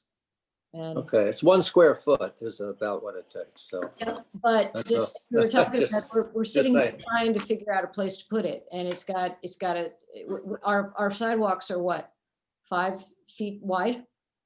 So it's 1 a square. little wider than that, yeah. Not much, not once you put in the benches and the single head parking and all the rest of it. And, Yeah. of course, some of that space is actually not owned by the city. It's owned by the vendors, by the property owners who have the shops. So again, I'm not going to put up a big stush about this. I just think that we really need to stop as a city and think about this, because all of these proposals are well-intentioned, and in and of themselves, they have merit. The problem is there's too many of them. I will bring up one other thing for council to consider, which is I believe that under the definition in the H Park rules, this qualifies as a structure. So it should, if council wants to go ahead with it, fine, but I think it has to go to H Park for its review of location, size, et cetera, just the way the real does. So, anyway, again, I thank you for bringing this forward. I don't mean to be I don't mean to be negative. It's not your proposal. It's all of the proposals that give me pause at this point. And I think we need to think about all of them. I have a question. Mr. Walker, will the clock have a chime or a gong feature to it? I think that's the right word. No. Okay. No, it's quiet clock. It's a quiet clock. Okay. Yeah. It's a Thank music you. clock. Okay. Okay. Thank you. So, Yeah, but we already have St. Peter's that rings at the half an hour and the hour. right. Bonnie raises an interesting point that we could refer this to H Park for evaluation and comment. Okay. Mr. Walker, have you thought of any other locations, within the town that might be a candidate for your clock? Yes. At the little grassy area, what's that called, right at the end of the parking lot by the canal? 1812 Park. Right, 1812 Park. that was a possibility. And also up behind the Zweinendale in that that park up there is a possibility. But again, I think the visibility of it, and I just felt like downtown made the most sense in terms of, I don't know, just Nostalgia, aesthetic and charm. nostalgia, the charm of it.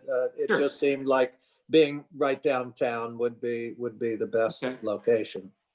Thank you very much. Thank you. All right. So, Rob, did you have something you wanted to add? You look like you have anything you wanted to add to this conversation? Who, me? Yes, you. No, You look like you were about to say something. Okay. I know I'm listening. It's time. I had nothing to add. Okay, fine. All right. So, thank you, Mr. Walker. Very interesting Okay. proposal. And, Thank you. you know, I think Bonnie raises a point about this needing to be referred to H Park for review and consideration. Okay. I'm not sure that it does. I think right of way things don't go, right? We can cross that when we get there, but I don't think they go if it's in the right of way. I think you're right. I think you're right. Where is that? I mean, that's interesting. What I was thinking of, and if the right of ways are something different, that's fine. What had my attention was whenever the city, wants to subdivide a piece of property or what have you, it goes under, it's a zoning and it goes under 197. So if there's a carve out for right of ways, I wasn't aware of that. Right. I think there's, I'll have to check to be sure, but I seem to recall that. I think it kind of goes along with the roofs and the siding on buildings too, that kind of thing. Well, that is actually under H Parks. That is under H Parks. Yeah. No. Yeah, it's something to consider. It may have to go. I just seem to recall that there might be a carve out. So we'll get back to you, Mr. Walker. All right. All right. So, you want to take this under advisement at this point and make it, and then determine whether or not it needs to go to H Park? Well, I think first city council needs to decide whether they want to even proceed with the idea, and then we can figure out procedurally what needs to happen. Hearing. Okay. I have another question.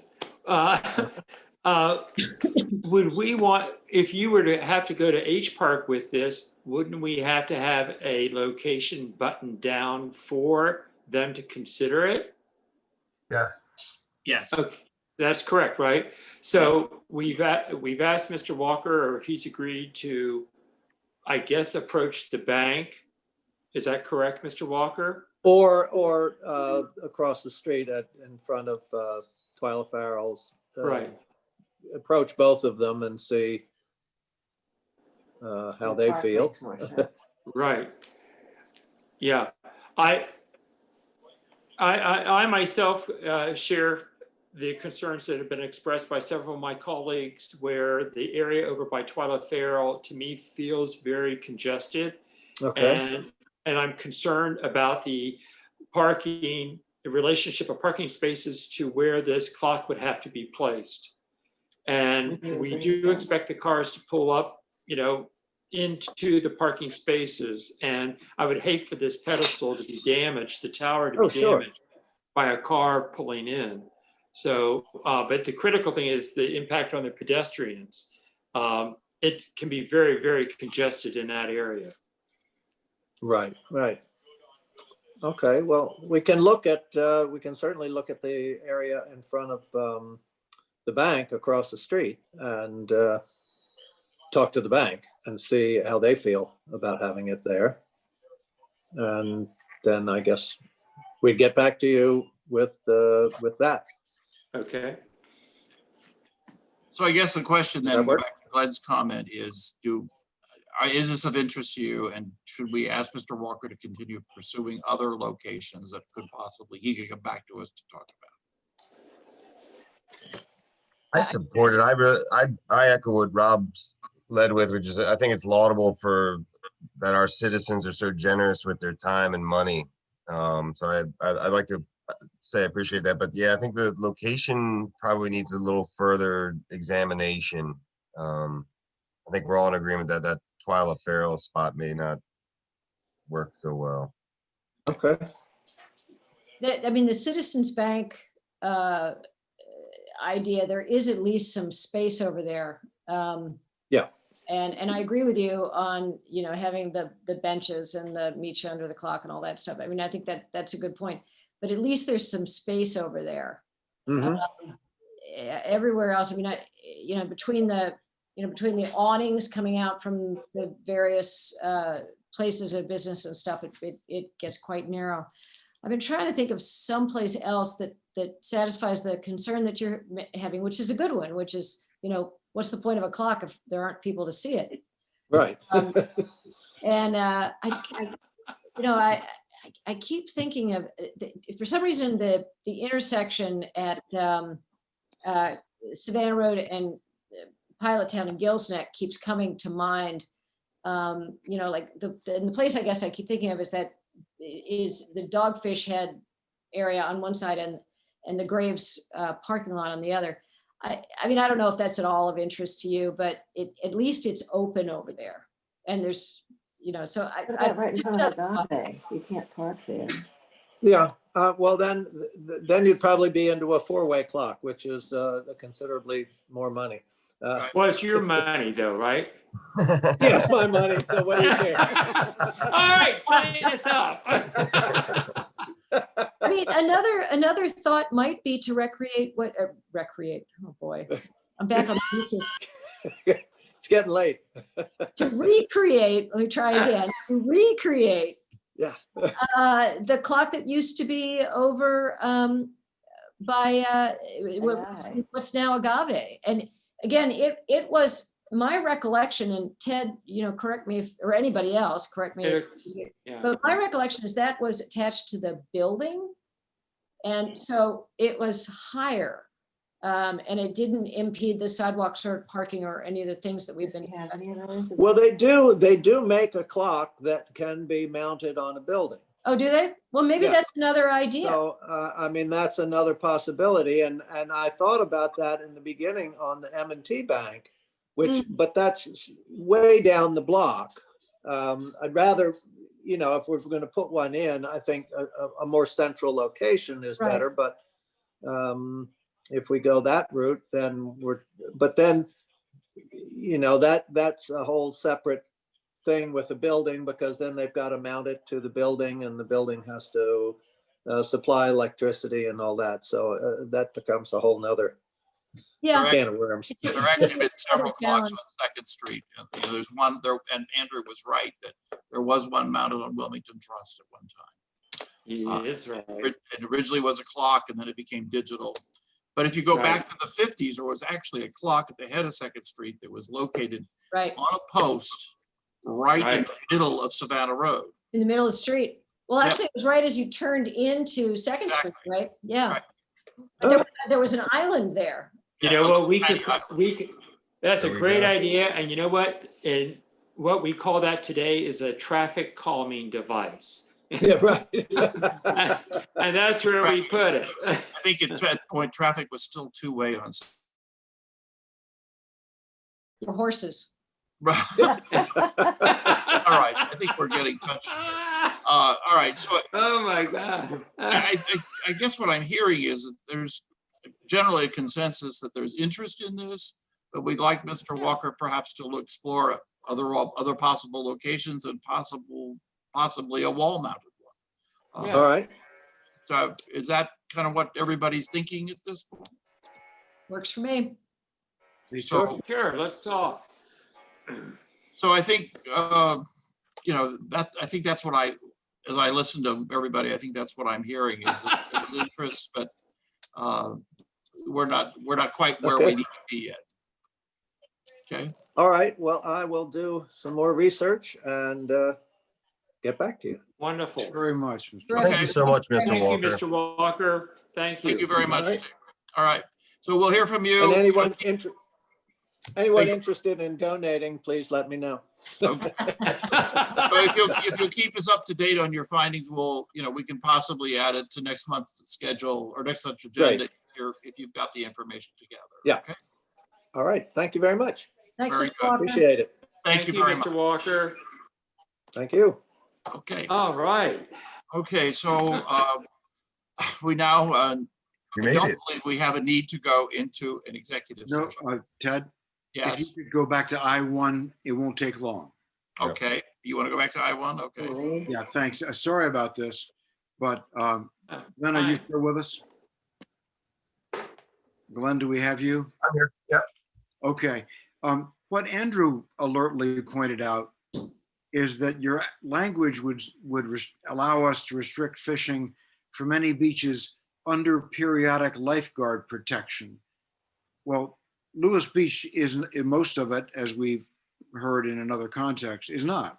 Right. But the current ordinance applies along the whole length of Lewis Beach. So I think if we could say something like may restrict fishing from any bathing beaches, or maybe bathing beaches northwest of Savannah Road, I think that would fix it. Andrew, do you have a? Well, I was just wondering whether we could even just reference signage and say that Lewis, it's permissible to fish in Lewis except under the conditions where signs are posted, where, you know, where you provide hours and months that you can and can't do it. Or does it need to be more, as Rob suggested, referring to? But I thought the concern was really only for, there was beach 1 and beach 2, but you're right. If the ordinance, if we're trying to bring the ordinance and the charter into some form of consistency, then the charter does, the language I propose is, you're right, will not marry up. So I think we should look at whatever the code says and make the charter language as closely mirrored as possible. Right? Well, the code language, there's one problem with that. The code language was revised in 2018 to remove the 300 feet. And in order to make sure that we can deal with people who get into waders and go a few feet out, or people who take their boats close inshore and cast towards shore, we need some latitude there. Right. We may not want to change our ordinance until that problem arises, but we want in the charter the latitude to deal with that.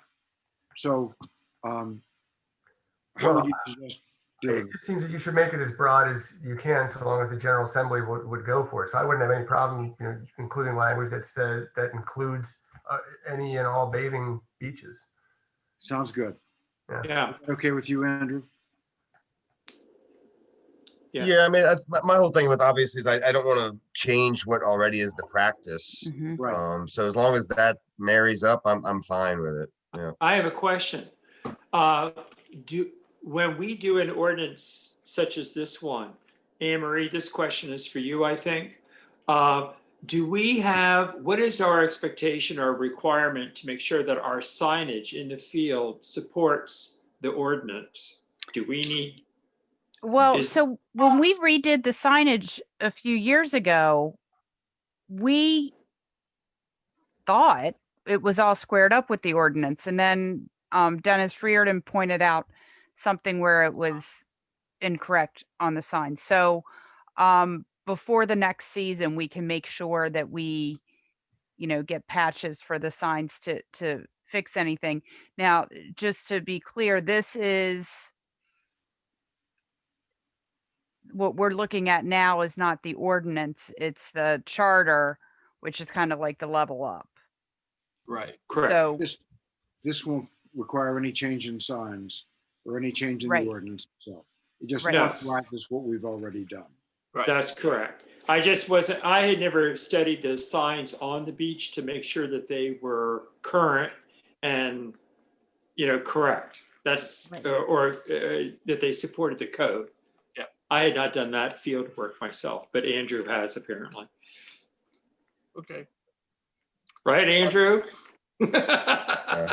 I'm not a big surf fisherman, but you know, I'm aware that it takes place. Yeah, All right. same here. Does that cover the concern about I-1? What? Does that cover the concern about I-1, Rob? Yes. I'll get a new draft out. Okay. And when you Thank get you. that out, we will be deemed to have approved the resolution requesting it if you change beaches are subject to periodic lifeguard protection to bathing beaches? Well, you You're haven't gonna go to approved public it hearing. until next Public hearing. month. You're gonna go to a public hearing, and then after that, you'll authorize the ordinance or the charter amendment. So, We haven't had the hearing yet. We right, still have to wait. But, It's but we nothing do need, approved. but we do need the language right so the public can Right. consider the right Right. language. Right. Yeah. Right. Sorry, I forgot. And it that. is after 10 o'clock. that is true. Yes, that is. Okay, so I do not believe we need an executive session tonight. We had one earlier today. I think we've covered everything that needs to be covered in executive session. So I think we could entertain a motion to adjourn. I'll drink to, I mean, yes. I mean, damn, I meant to mute You're it. I apologize. Second, We have a motion and a second, whatever that motion was. All in favor? Aye. Thank you very much. Good night. It's been a very long evening. night all. Good night. Thank you. Thank you all. Good night. Good night.